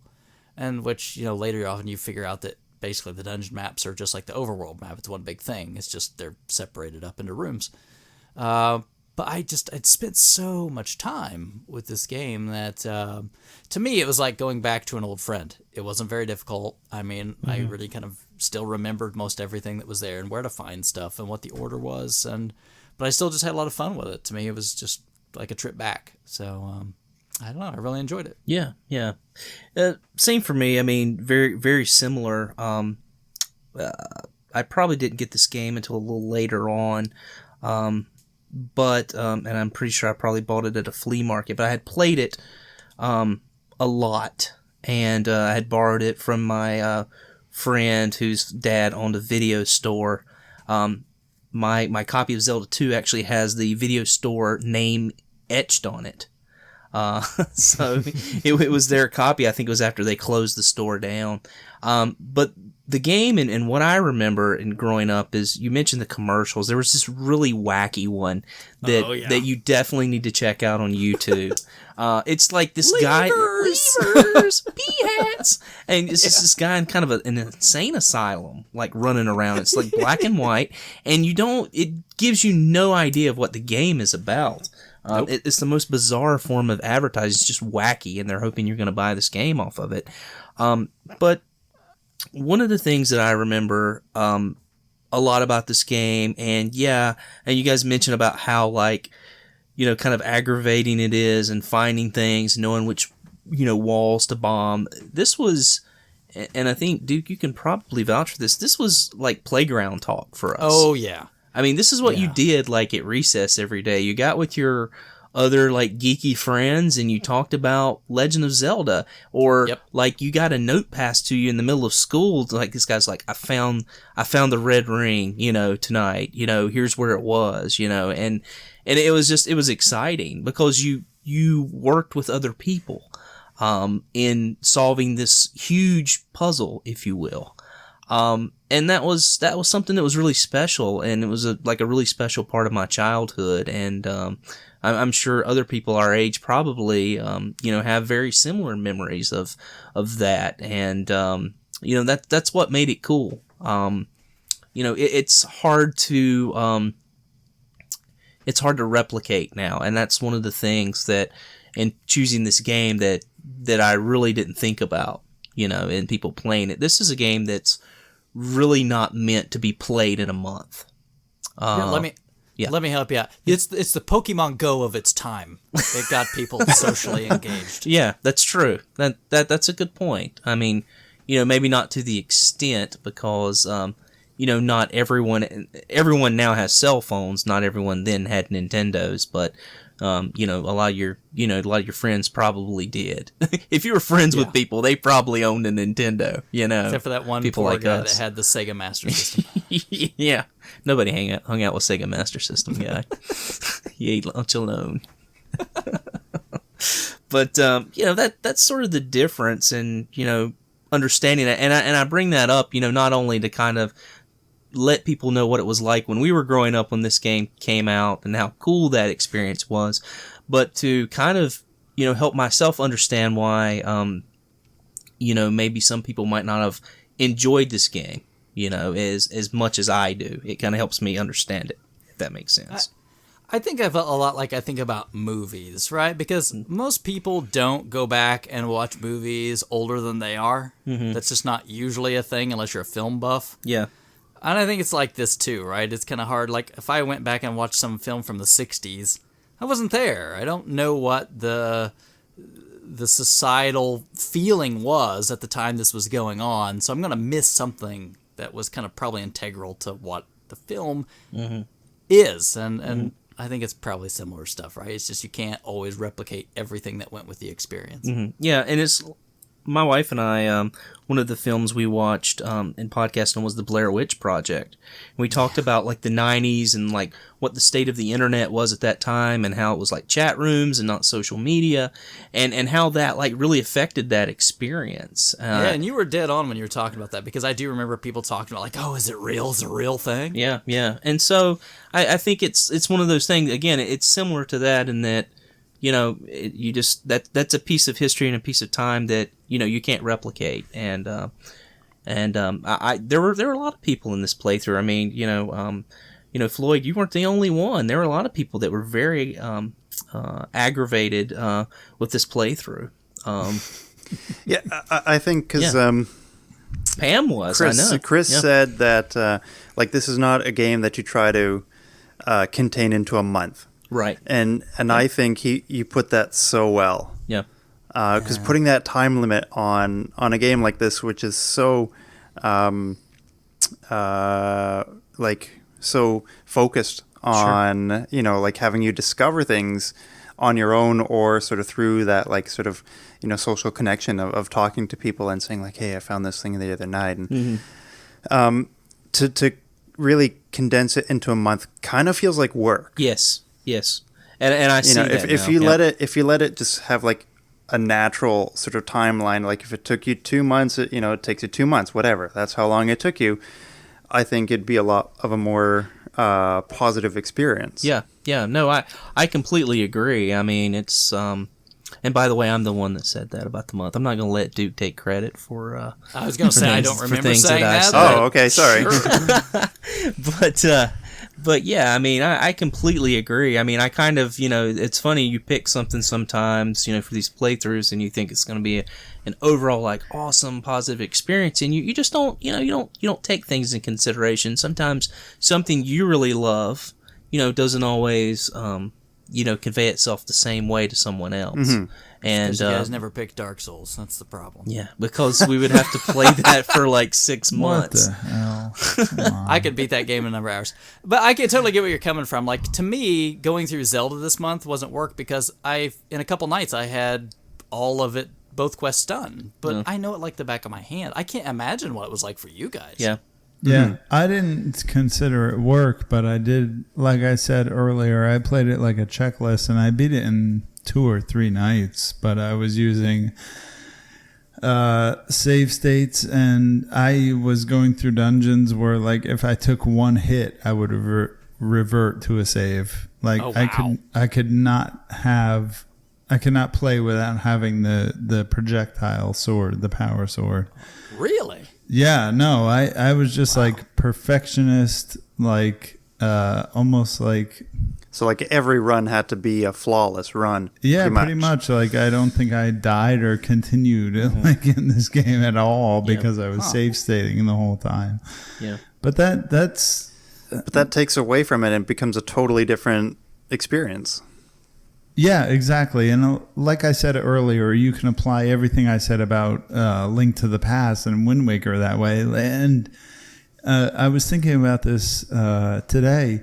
Link to the Past is the only, out of 3 Zelda games that I've played now, Link to the Past was the only one I didn't cheat on, because in Wind Waker I used the item duplication glitch, and in Legend of Zelda now I've used the yeah, no, I've used save states and just messing around with the game as a way to get through it. So, and I remember, not to kick it over to you, Floyd, and put you on the spot, but we were having a discussion of the difficulty of the game. I wouldn't want to play this game old school, with the normal saves or the normal password. It's not a password system, right? It's just saving. It's just saving after you die. Okay, so hell no. Like, I don't want to do that. That's how I wanted to play this. Right. Like, So I came into this, wanting to play it, the way it was like intended to be played, or the old school way, as you say. And like, I allowed myself a map because a map came with the game in the manual, right? Sure. Yep. Partial map, but yeah. Partial map, but still, it's a map. It gives you something, right? Yeah. And that's how I really wanted to tackle it. But I guess because I didn't have that that exposure to it when it was really fresh, and because I was coming from, like Link to the Past being my first Zelda game, that's sort of why it didn't really click with me, because I wasn't there, and like, I'm coming from better games as my sort of Zelda pedigree. Yeah. Be careful that you say better. Yeah. You're gonna have some people writing in with hate mail to Floyd. Well, our mailbox is empty, so we can handle it. That's my favorite. What are you talking about? But Well, okay, maybe not better, but more improved. I don't know. I'm just messing with you. I know. I'm just saying, there's always one of those trolls out there somewhere, isn't there? Of course. always. Of course. Sometimes they're on the call with you. Well, I gotta say, like, I was kind of surprised, but not really. But I was kind of like, oh, like this game is way ahead of its time, and I've talked about the Nintendo thing where they've been like pretty much iterating on games that they've made in the past or whatever, but how every game they've made is way ahead of its time. And Legend of Zelda, I was like, holy crap, like, this game is so complex for what it is. Like, I can't believe. And now we can go through the bosses and some of the dungeons and everything, and how like esoteric and vague everything is, but like, this game is so ahead of its time, as Chris alluded to earlier. Like, it's not even close to its competition. You know what I mean? Like, whatever games came out, like even Link to the Past. Link to the Past is just an iteration on Legend of Zelda, or like the original Legend of Zelda game. You know, to look at back, to think that this game has boss battles and maps and items and secrets and everything. Like, this was a NES game in 1986. Again, like Chris had alluded to, like, it's just crazy, like, what's going on in this game. Yeah, it is very complex. It's a very deep game, which it's makes it tough. Well, and it was made this way, the way it was, a lot to show off, because this was a launch disk system title, and it was meant to show off that the features of the disk system. Like, oh, here you get extra sound channels, and the game can be so complex because you can save the disk anytime you want and come back later. And that was the whole idea. It was like, wow, look how much more complex we can do than just your average cartridge game, right? Yep, exactly. And then when it came over to North America, I mean, we can talk about the cartridge. I mean, we mentioned this is the first cartridge with an internal battery, which is, I mean, that was miles away from entering in all those digits on Metroid like I used to have to do. Oh my gosh. Or, like Kid Icarus. I mean, it was phenomenal, like, having that save state. Which is so strange, because they had to go back and forth about that, because all three of those were disk system games you could save. And if you look at the boards, Kid Icarus and Metroid have the spot for a battery. Yep. And why they didn't put that in there, I have no idea. But Cost. for Zelda, the battery, the packaging, the gold packaging, the gold cartridge, those things, just phenomenal for its time. You just pulling out that gold cartridge like you were just pulled a Willy Wonka ticket out of a chocolate bar. I mean, was one of the coolest things ever. To have that in your collection on your shelf. The gold on it is so well done. That it's like this blinding brilliance that you get. And I mean, these days some of them are a little scuffed up, but every once in a while I'll come across a Zelda that's not been played very much, and it's just amazing how shimmery, shiny the thing is. Yeah. It's really impressive. Yeah. I think Nintendo knew they had something good on their hands. Oh, absolutely. And that's why, that's why it got this, really special treatment. Yeah. Maybe they should have made Dragon Warrior gold.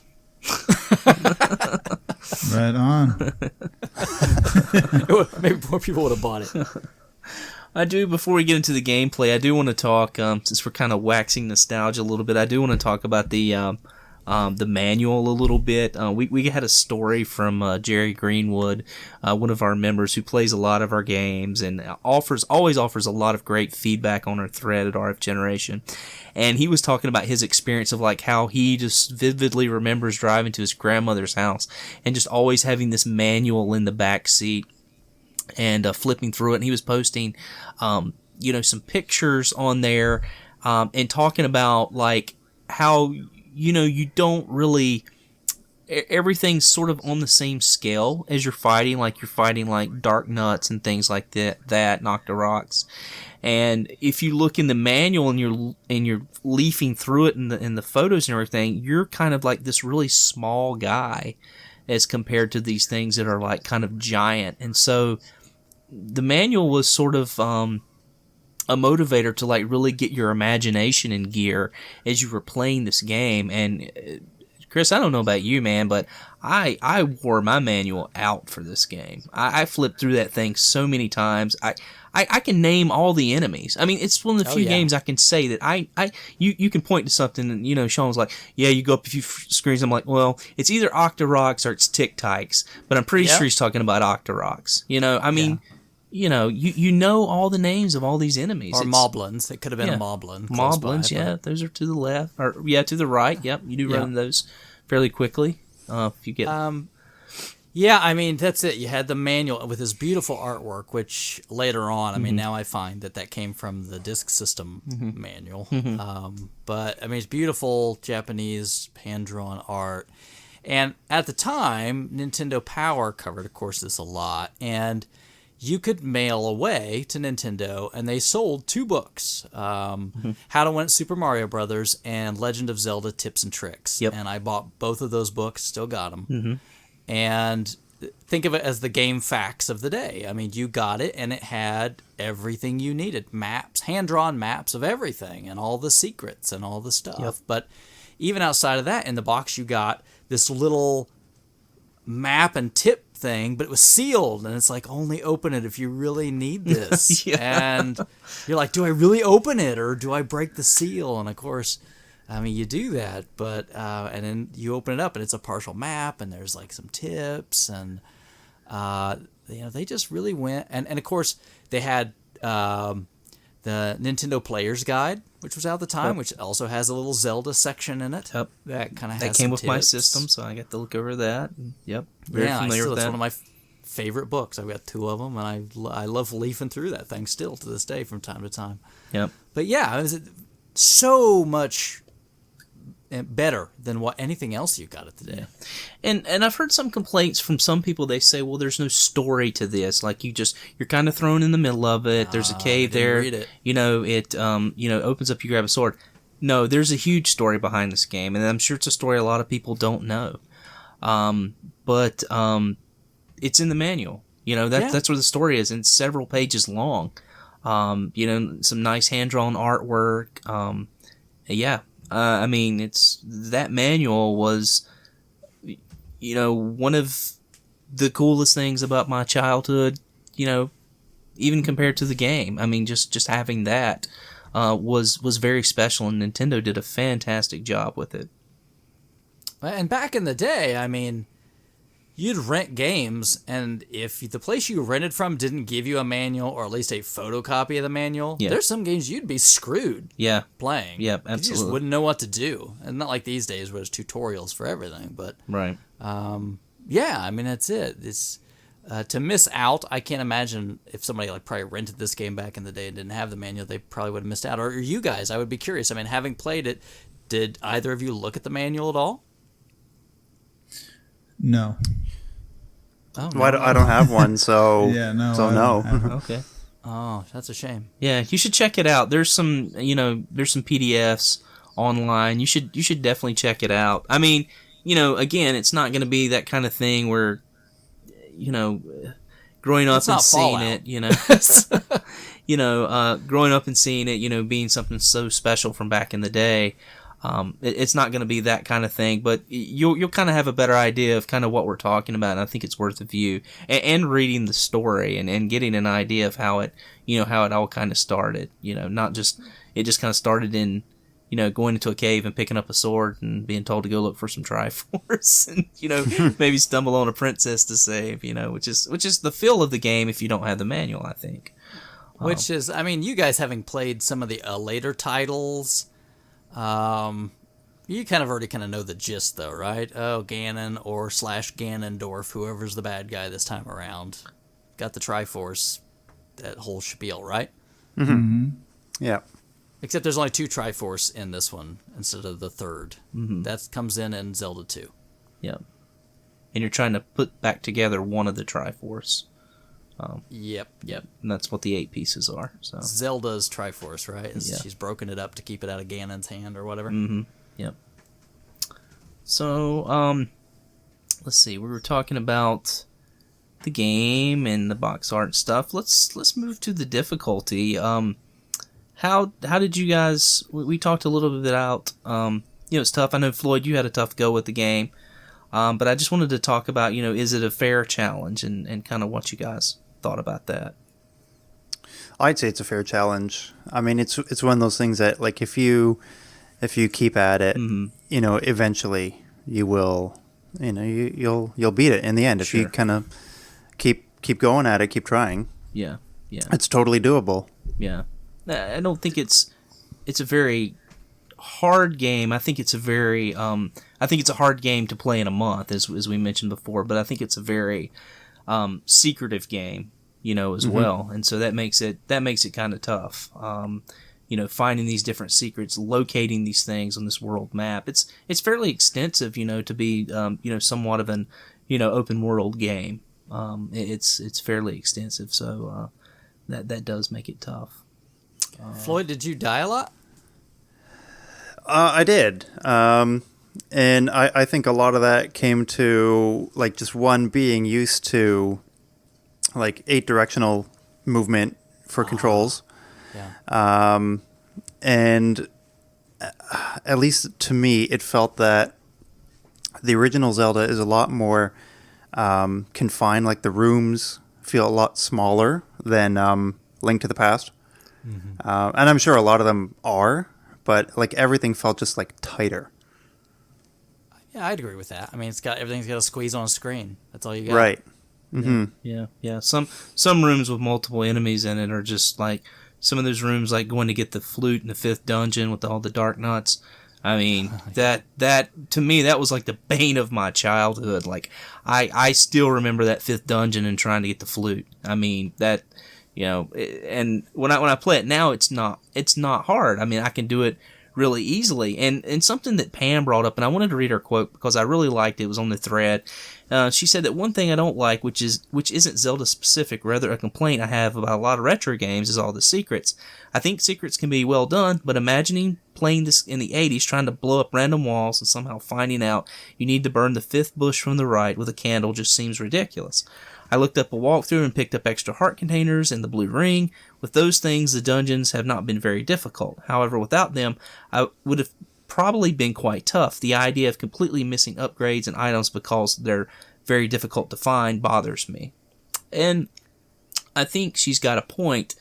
But I know Duke and I were talking about playing this one, and we talked about playing the second quest. One of the I guess one of the things that we do is we kind of know like the levels and like where, like how many heart containers, how many hearts you have to get the white sword.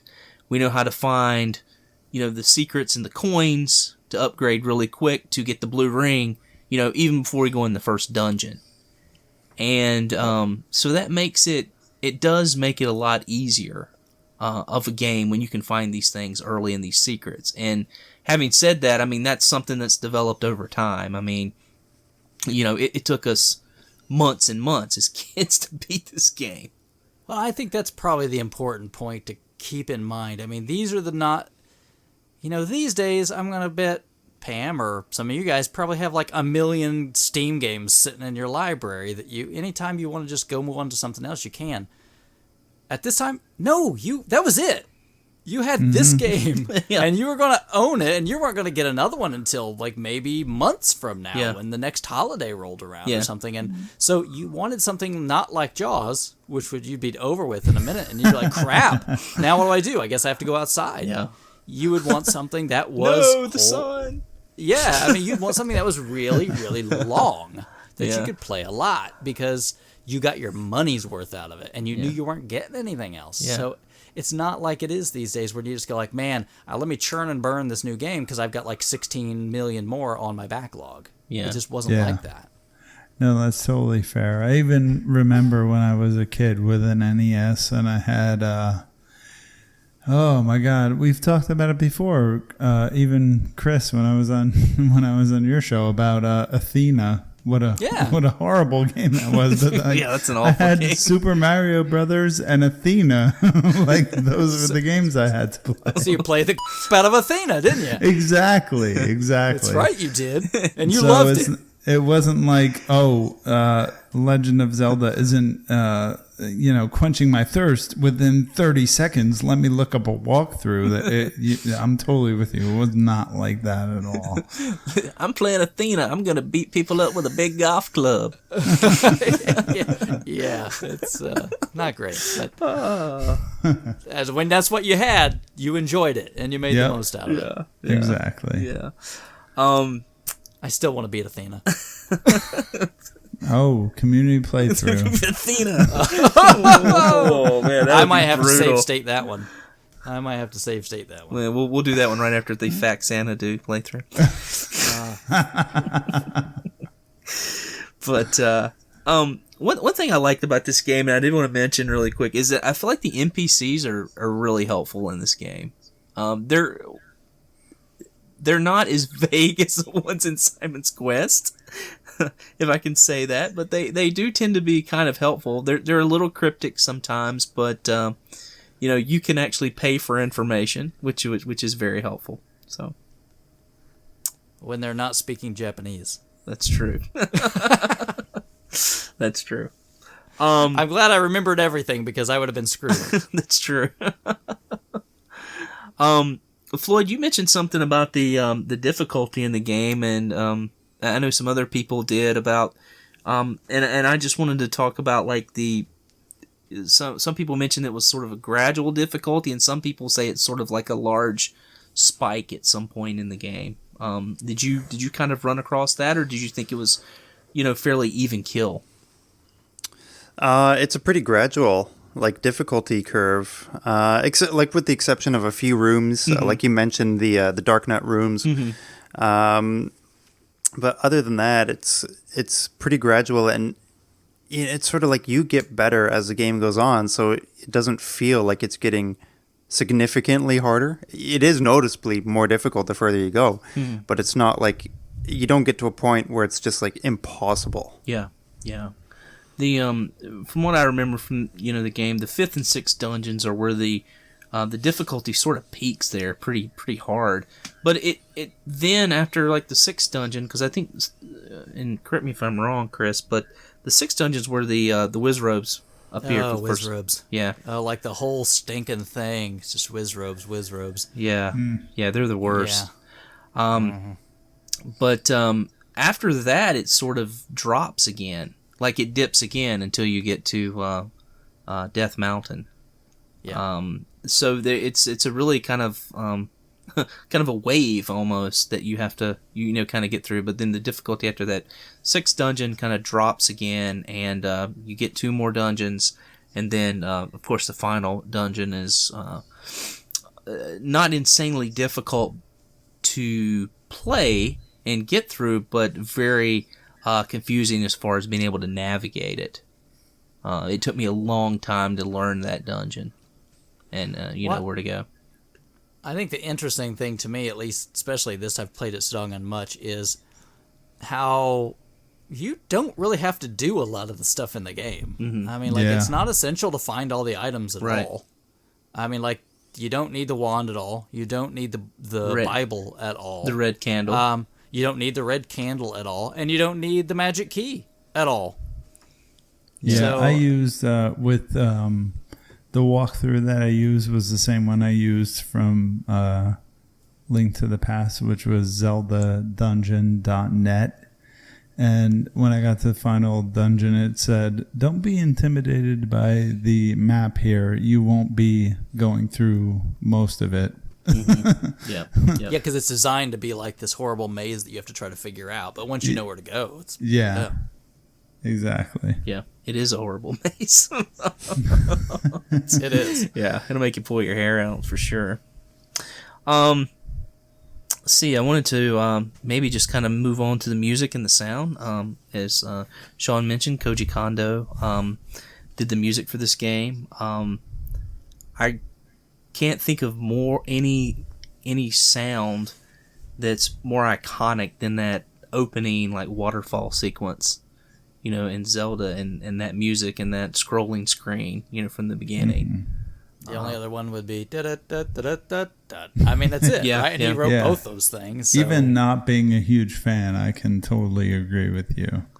Yeah. I would just say the one thing for the music that got annoying to me was the dungeon music. I felt like, I don't know, there's a term for this where your ear starts picking out certain tones over and over again. Mm-hmm. And I could just hear monotonously not even that the melody itself was getting annoying, but I was just picking up certain tones in my ear and brain that were just going over and over again. Oh man.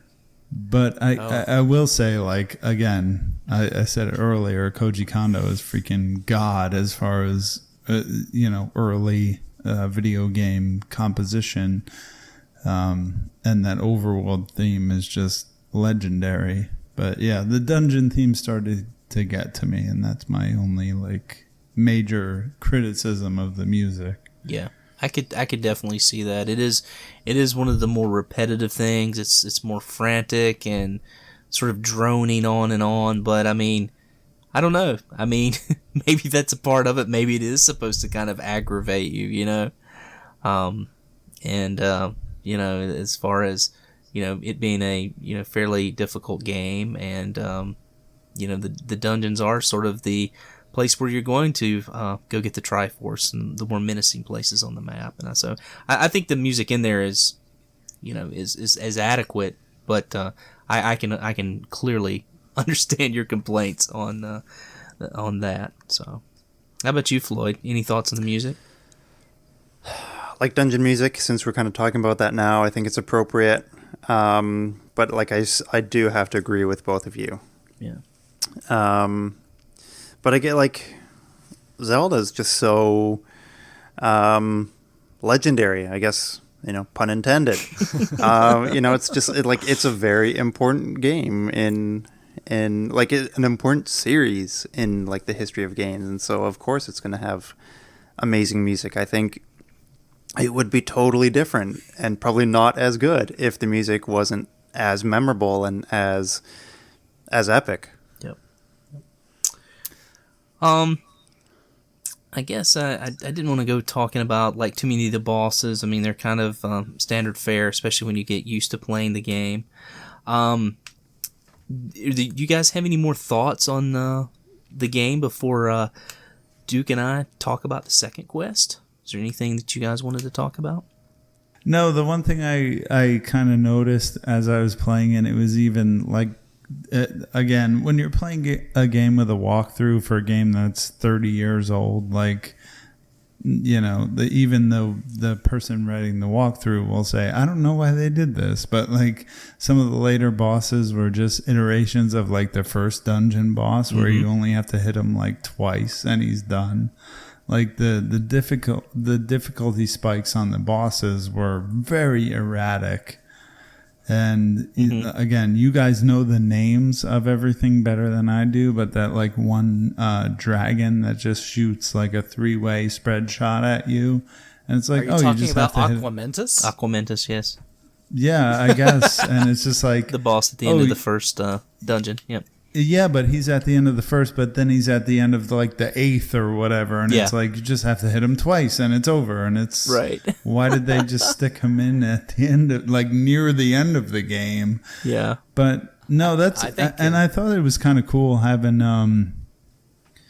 the bosses like, you know, there's the one where you can beat it with one bomb if you time it right. There's the one where you can, you know, the rhinoceros things where you put the bombs in their mouth. Yeah. Not, like, again, this is what I was talking about earlier, where the game is like way ahead of its time, of course. And even the boss battles were like kind of like, you know, they kind of took me by surprise, where I thought like, oh, this isn't just some BS like garbage NES game. Like this is really like the magic of the Nintendo Entertainment System with the original Legend of Zelda. This is what everybody's talking about. This is really cool. Like what they did, you know, it's way ahead of its time. Yeah. So yeah, you do see a lot of the bosses like appear later in the game, like you said, and you kind of, you know, like you said, one of them, Aquamentus, is guarding a piece of Triforce in one of the later dungeons, and it's sort of meant to be a sort of a reprieve, because a lot of the later dungeons become these sort of like boss gauntlets where you're fighting these bosses multiple times. Some of them even have, 4 bosses in them. You know, but as you learn to beat these bosses and you know, the methods to beat them, it's, you know, sort of like a reward for having that knowledge, I guess you could say. Yeah, and I did like beating that one boss with one bomb, the one that's like like 4 flowers or what. Yeah, Manhandler. Yeah, exactly. Like reading in the walkthrough, like, oh, if you get your timing right, you can beat it with one bomb, and then like actually doing that was like kind of cool. Yeah, it does feel good. Yeah, your old heads explode at one time. It's pretty great. Yeah. Oh, all right. But yeah, I think that some of those, like you're talking about, was just that the level itself was the real challenge. So by the time you get to the boss, it's like, yeah, all right, well, you've probably beaten the crap out of you. So here's a boss that's not too hard, you know? Yeah. Yeah, exactly. All right. So, shall we talk about the second quest? Right. All right. So if some of you out there didn't know, Zelda is comprised not only of the first quest, but of a second quest where you have to go back through the game and beat it a second time. Things are different. We'll talk about those differences, obviously. Duke and I will. And if, you know, I just feel like Jerry Greenwood said it best, and I wanted to quote him here, and he said, "If you consider the year that Legend of Zelda was released, the second quest is probably the greatest Easter egg / bonus / extra / secret in video game history." It's amazing to me growing up, and I never really played the second quest a lot. This was the first time I decided I'm going to sit down and I'm going to beat this second quest. That was a big reason I picked this game, because it's something that was sort of on my bucket list. I figured, you know, everyone will love playing Legend of Zelda and beating it the first time.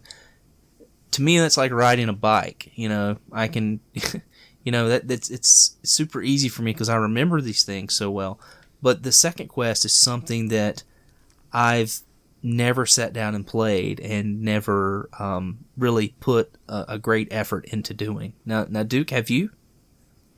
Oh yeah, like I said, I had this, and I had it without a whole lot else to play at the time. So yeah, because once you beat the second quest, it just starts you back over at the second quest again. Yep. So you can just keep doing it over and over and over, and I did. So, I would say this is like the first instance that I can think of basically like New Game Plus. From what I read, the idea was that they had developed the game for the disk system, and there was so much extra space on a disk. They realized they had all this extra space, and they're like, well, let's just, Wow. spice it up and add more stuff. Wow. So Yeah, it's crazy. I mean, they use the same map, same Outworld map, but boy, there's some differences in this first and second quest. First of all, I just want to mention there's two ways to get to the second quest. One, which is beating the game, and then pressing start. That puts you on the second quest. You'll know in your save mode because your little Link figure will have a sword in his hand.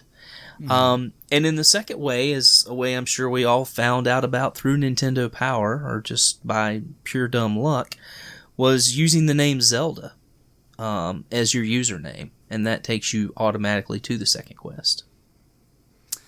yeah, and that actually works on the Famicom version too. Does it really? So Good to know. Yeah. So you want to start talking about a little bit of the differences? I have a list of 10 differences here, and so I don't know how you want to go about this. If you want to maybe name one, and then I'll name one. We'll see how many we can come up with. Sure. I think the first one I can think of is, even though the overworld map itself is the same, all of the locations of everything are all scrambled up, and not the same secret bushes or things. Yep. A few of them are still there, but they've kind of scrambled everything up on the overworld maps. You have to find things all over again, like, where's the letter this time? I don't know. Yep. And even the dungeons are mixed up in different places, right?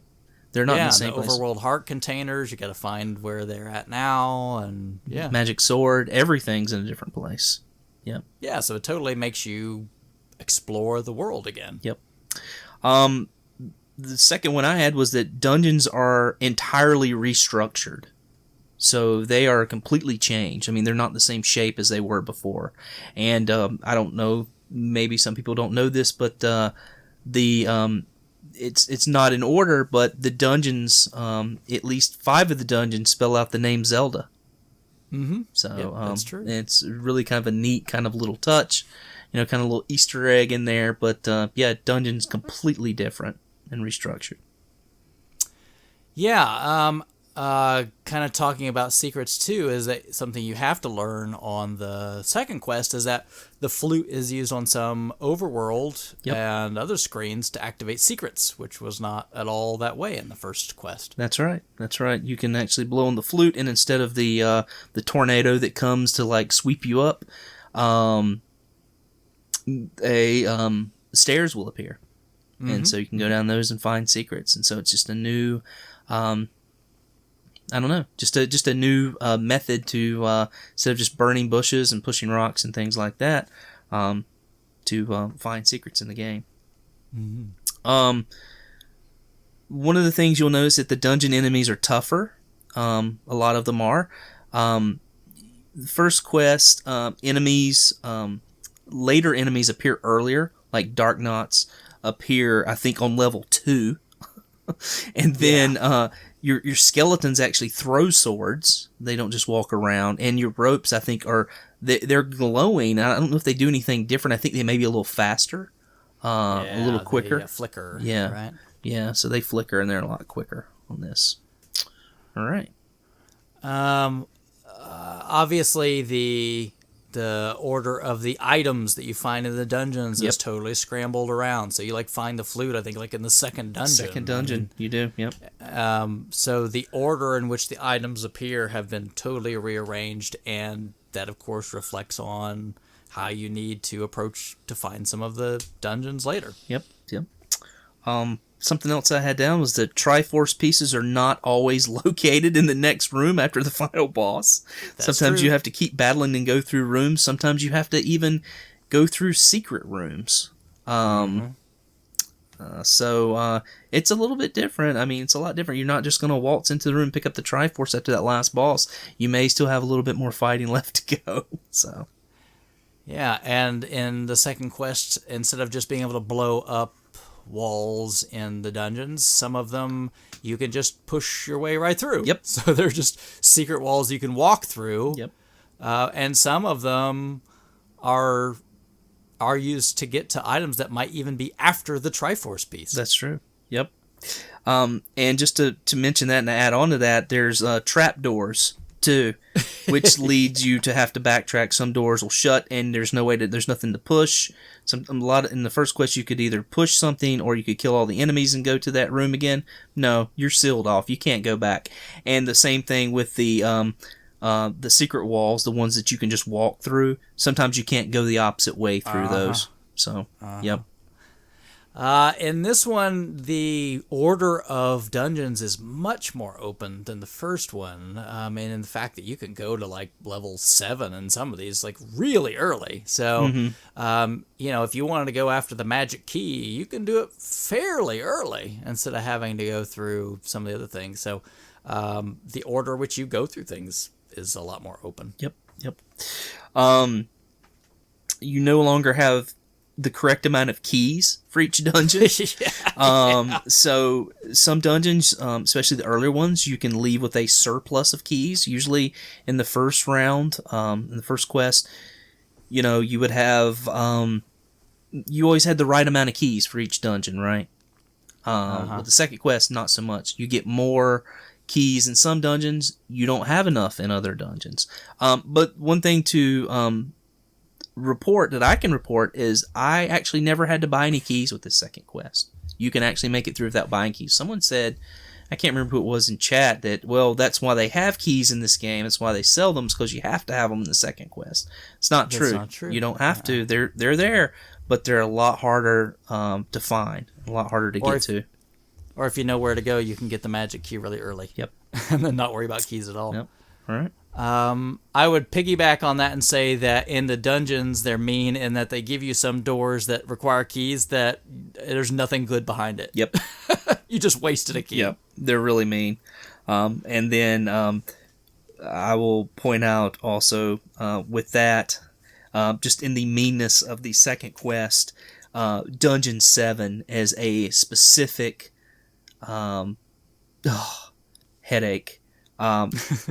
I didn't know about it, but I was lucky enough to have enough rupees.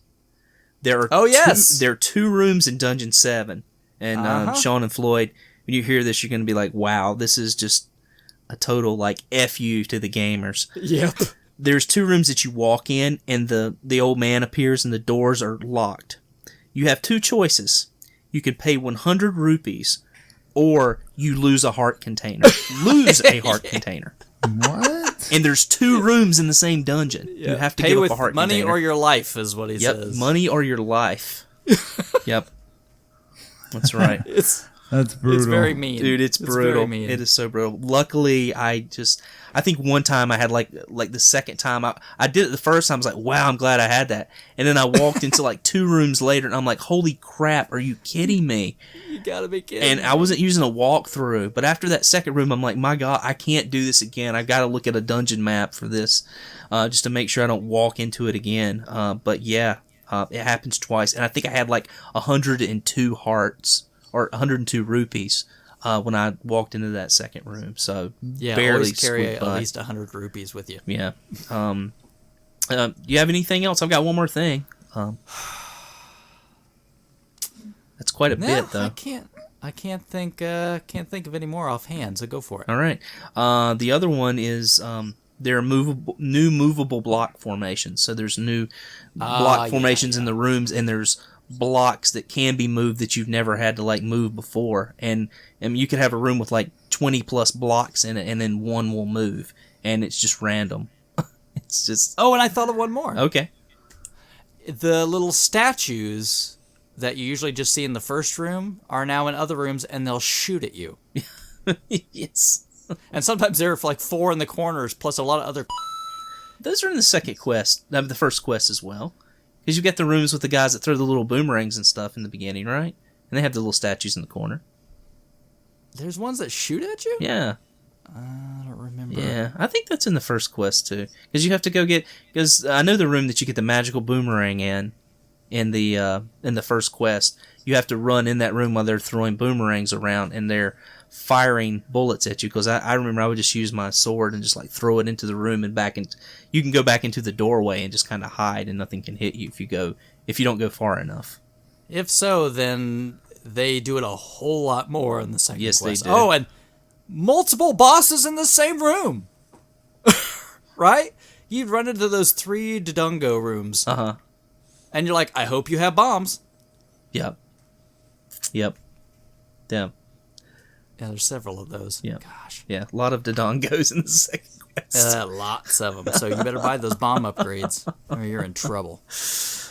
Oh, all right. Yeah. So I think that's pretty much it. I mean, do you have anything that I just want to talk just briefly about my experience. It was incredible for me. I mean, just beating the second quest. I mean, it really, to me, it felt like I had completed the game. And that's a question we could get into. I mean, do you feel like this game, someone's actually completed or beaten this game by only beating the first quest? Yes. Yes, case closed. Thank you. I beat the game. After hearing all those differences, you're like, there's no way I'm going to play that. Well, I think I texted you like the second quest can kiss my rosy cheeks. Like I beat the game, dudes. Like it's over. Case closed. Well, I mean, and I'll give you that because, and the reason I will is because I always, as a kid, beating it, and if anybody beat that first quest as a kid, I mean, it was like, oh, you beat the game. Everybody's like, oh yeah, I beat that game. And so no one played the second quest. It was just something that was kind of an addition, kind of an add-on. Oh, you can play it if you want to. If you want to go mentally insane, you're welcome to play it, like our buddy Duke here did. It's all you had. That's all I had, man. I know. It was either like Star Voyager or Rad Racer for the, no. Wow. Well, that's true. I mean, and if you think Square about like Enix's own Rad Racer. Yeah, that's right, Rad Racer.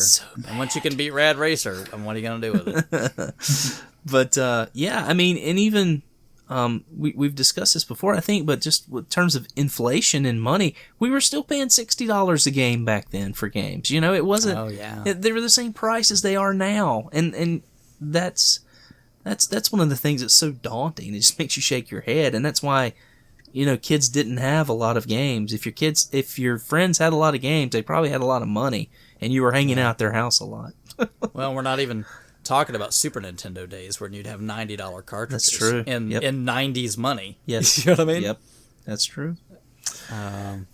Yeah, people have no room to complain now, I don't think, especially when everybody's buying like 16 million games for $1 on Humble Bundles. So, no, I think these days, if you've beaten the first quest, yeah, I'll give you credit. I mean, back then, hey, come on, you need to beat both of them. Because what else were you playing, right? So, yeah. Athena. I've never beat, God almighty, never beat Athena. Duke, do you want to hear that tune in my head every time somebody says Athena. I hear the yeah. Now I'm expecting Floyd to edit that in. Oh no!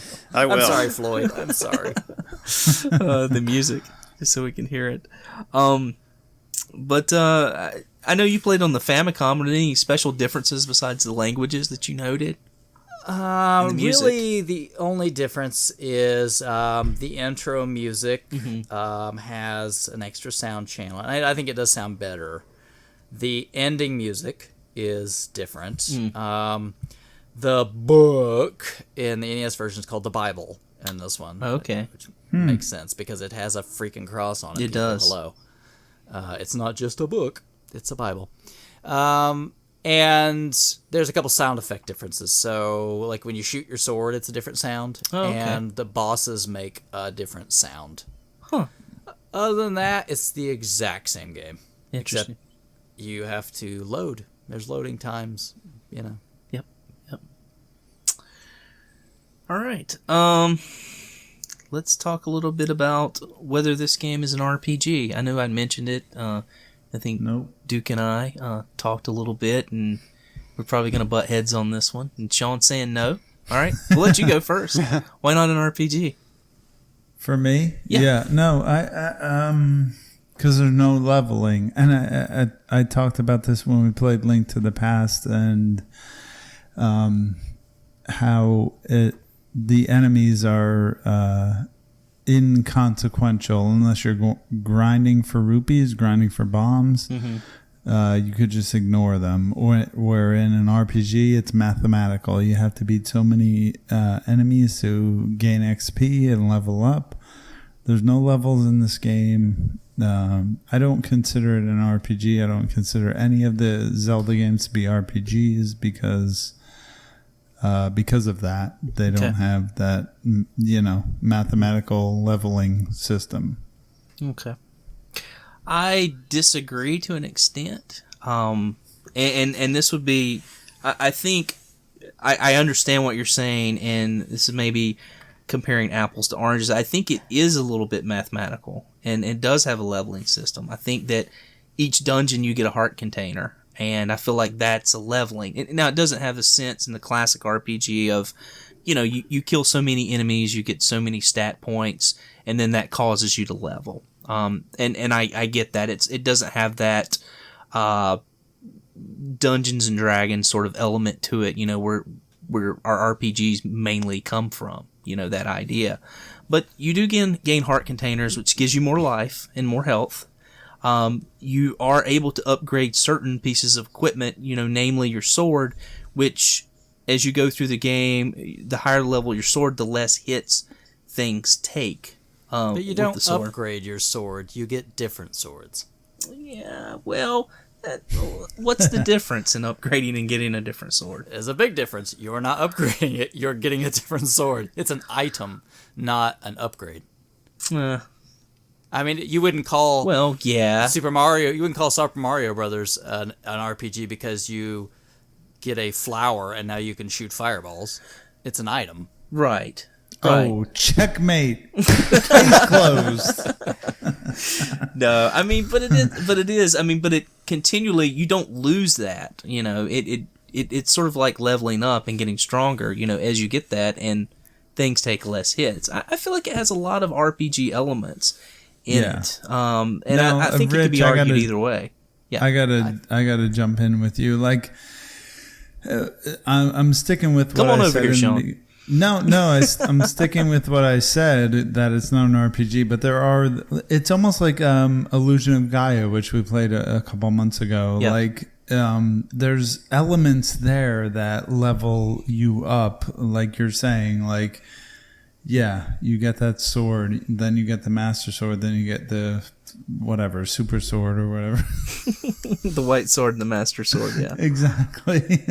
Like, there are certain things that level up. I just think, to me, what we would call an RPG in Western civilization, what we call an RPG, and we could go over the history of it, how it went back and forth from the East to the West and everything. There's no leveling system for Link. He's just running around killing things with his sword. It's an action adventure game. It's not an RPG. Mm-hmm.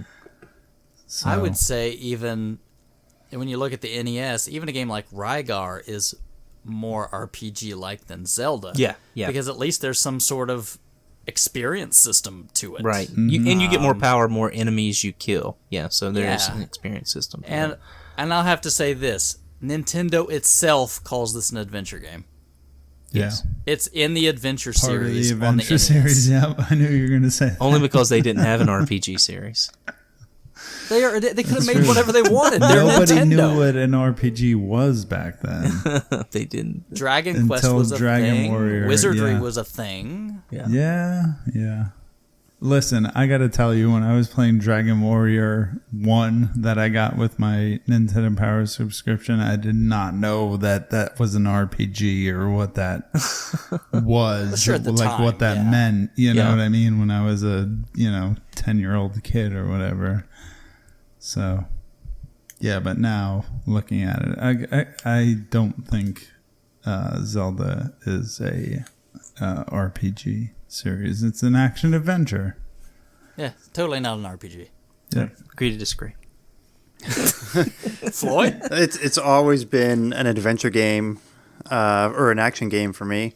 Yeah. But I totally see where Rich is coming from in his sort of point of view, because there is like you do upgrade, you do kind of in a way gain a level, but if you ask me, I'd say you get better armor.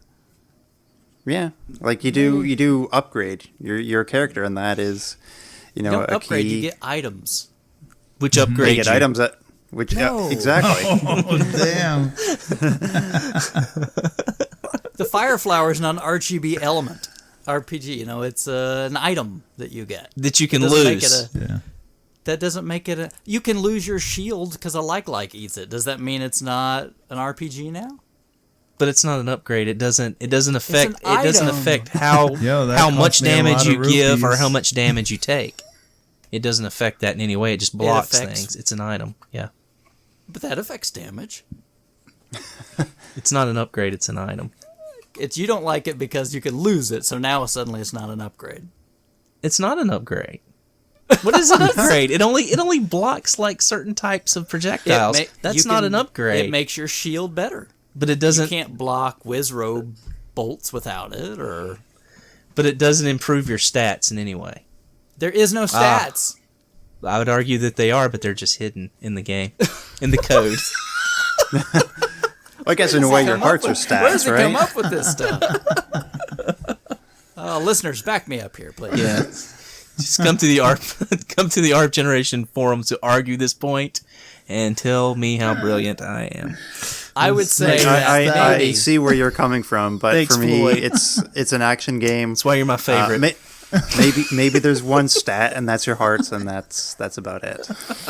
Which are also items that you get. And you can totally skip. They're not required. You don't get them by killing the boss. You have to pick them up. They're That's an true. item. You could do a challenge run. No hearts. No Absolutely. sword. Yeah, you can beat the game without the sword. That's true. I've seen it. Yeah. Now, I would say seeing Breath of the Wild, I think this might be the first time that I'm going to go, Zelda may become an RPG. Okay.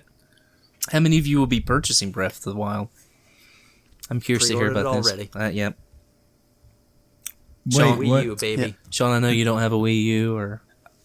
No, I don't. But I'm still looking for Skyward Sword. Like I try to get every Zelda game, every first party Nintendo game in my collection, and I'm still looking for Skyward Sword. But if I get a Wii U or an NX, Breath of the Wild is going to be in my radar for sure.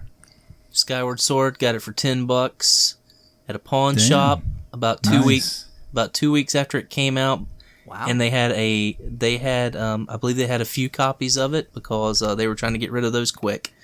They bought them and they And wanted you to get didn't rid of hook your friends up. Jerk. I think I was They're running like, on hey test. guys, I got you guys some Skyward Swords, but no. Well, they didn't have manuals. That was the caveat. So I'm sure. For $10. Yeah, sure did. Got the Donkey Kong game too. Tropical Freeze? No, the other Oh, one. that's right. You don't have the Wii U. No. It's the old one. The new Donkey Kong Country. Do any of you guys, except for me, have a Wii U? I do not. Floyd does. I've got one. Yeah, Oh, okay. All right. So Floyd's on board, right? I'm on board. I'm definitely going to be pre-ordering this. I'm really looking forward to Breath of the Wild. I think it's maybe Chris is right. Maybe this is going to be the first sort of like RPG-esque Zelda, and that will be really cool. Yeah. It's the Dark Soulization of Zelda, and I embrace it. Stop. No. No, seriously. It's the Shadow of the Colossus of Zelda's, is what it is. I can draw a lot of it's the parallels. Grand Wait, Theft so Auto if you of have Zelda. climbing, No, it's the I can- Elder then your game is Shadow of the Scrolls Colossus. Zelda. No, I can draw a lot of parallels to what I've seen so far. Trust me. It's the Frogger of Zelda. It's the pitfall of Zelda. I'm telling you. Different weapons. The weapons can break. There's a stamina meter. I'm telling you. Just like Different equipment that you can put on. Just like The Shadow of the River Colossus. Raid of Zelda. We shall see, my friends. All right. Before we get too off the wall, maybe we've already entered that area. Sean, why don't you tell us what we're playing in September? All right, so for a while I've been kind of kicking around the idea of doing a Lego game, and for September I picked Lego Batman 2, which is on every platform imaginable to man, and I have already played it on Xbox 360 and the Nintendo DS, and I had a really good time with both games, and I kind of picked this game because I collect these games because my wife is a huge fan of every single Lego game, and by that I mean the Traveler's Tales, like modern Lego games. And I tried to play it with her a little bit. She didn't really like it, but I went ahead and finished it, and I would encourage everybody to pick up a copy. It's very cheap on every single platform known to man, like I said earlier.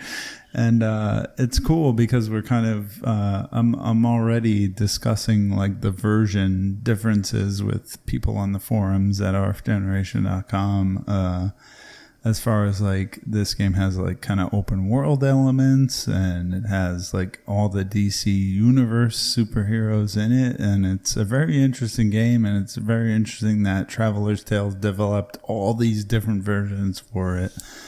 But it's a fun game. If you played Lego Star Wars, Lego Indiana Jones, you should log on and check this one out. It's a really cool game. Cool. Now let me ask a question real quick. Yeah. Your character in Lego Batman, like the other Lego games, you can get more hearts. Is that correct? Well, when you say hearts, like your life bar is hearts, but right. You have no penalty for dying whatsoever. No, but can you get more of them as you play the game? No, like I don't think that's a big factor. I was just trying to draw any kind of parallel at all between Zelda and this. Oh. I just noticed. I'm just trying to say. I mean, I noticed that in that game, like you have hearts. I was just kind of curious if there was any relation at all. Actually, I'm glad you brought that up. Like one of the cool things about the Lego games and Lego Batman 2 that I tried to kind of foist upon our members and our listeners is that this is a really good couch co-op game, and we talk a lot about how couch co-op is kind of falling to the wayside. It's dying. Everything is online gaming. But, the modern Traveler's Tales Lego games are really good. And it's funny because I tried to get my wife to play Lego Batman 2, and she played it with me for a little while. Didn't really like it, right? So I went and finished it myself. And she started playing Lego Harry Potter and was really into it.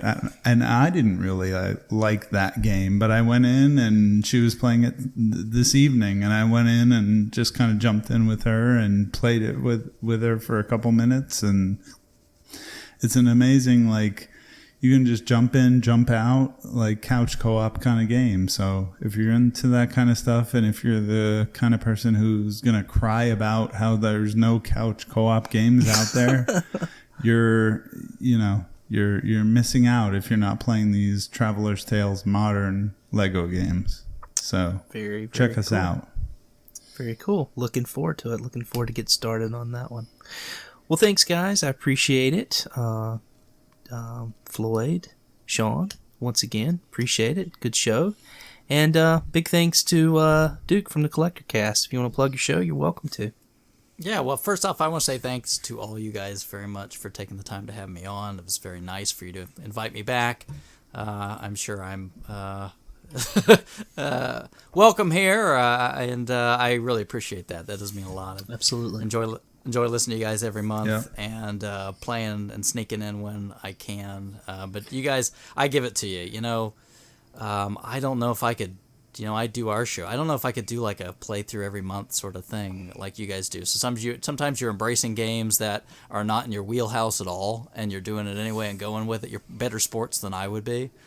So hats off to you. For those that don't know, that may not listen, myself as along with buddies Bill and Krabby, we do a mostly monthly show. It's been a little tougher here lately. Krabby's moving and all this other stuff, but we do a monthly show called the Collector Cast, where we talk about everything. Mostly centered around, of course, gaming and game collecting. So you can find us a little bit everywhere. Search for Collector Cast, and I'm sure we'll come right up. So thanks for having me on, guys. Cool. Thank you. Appreciate it.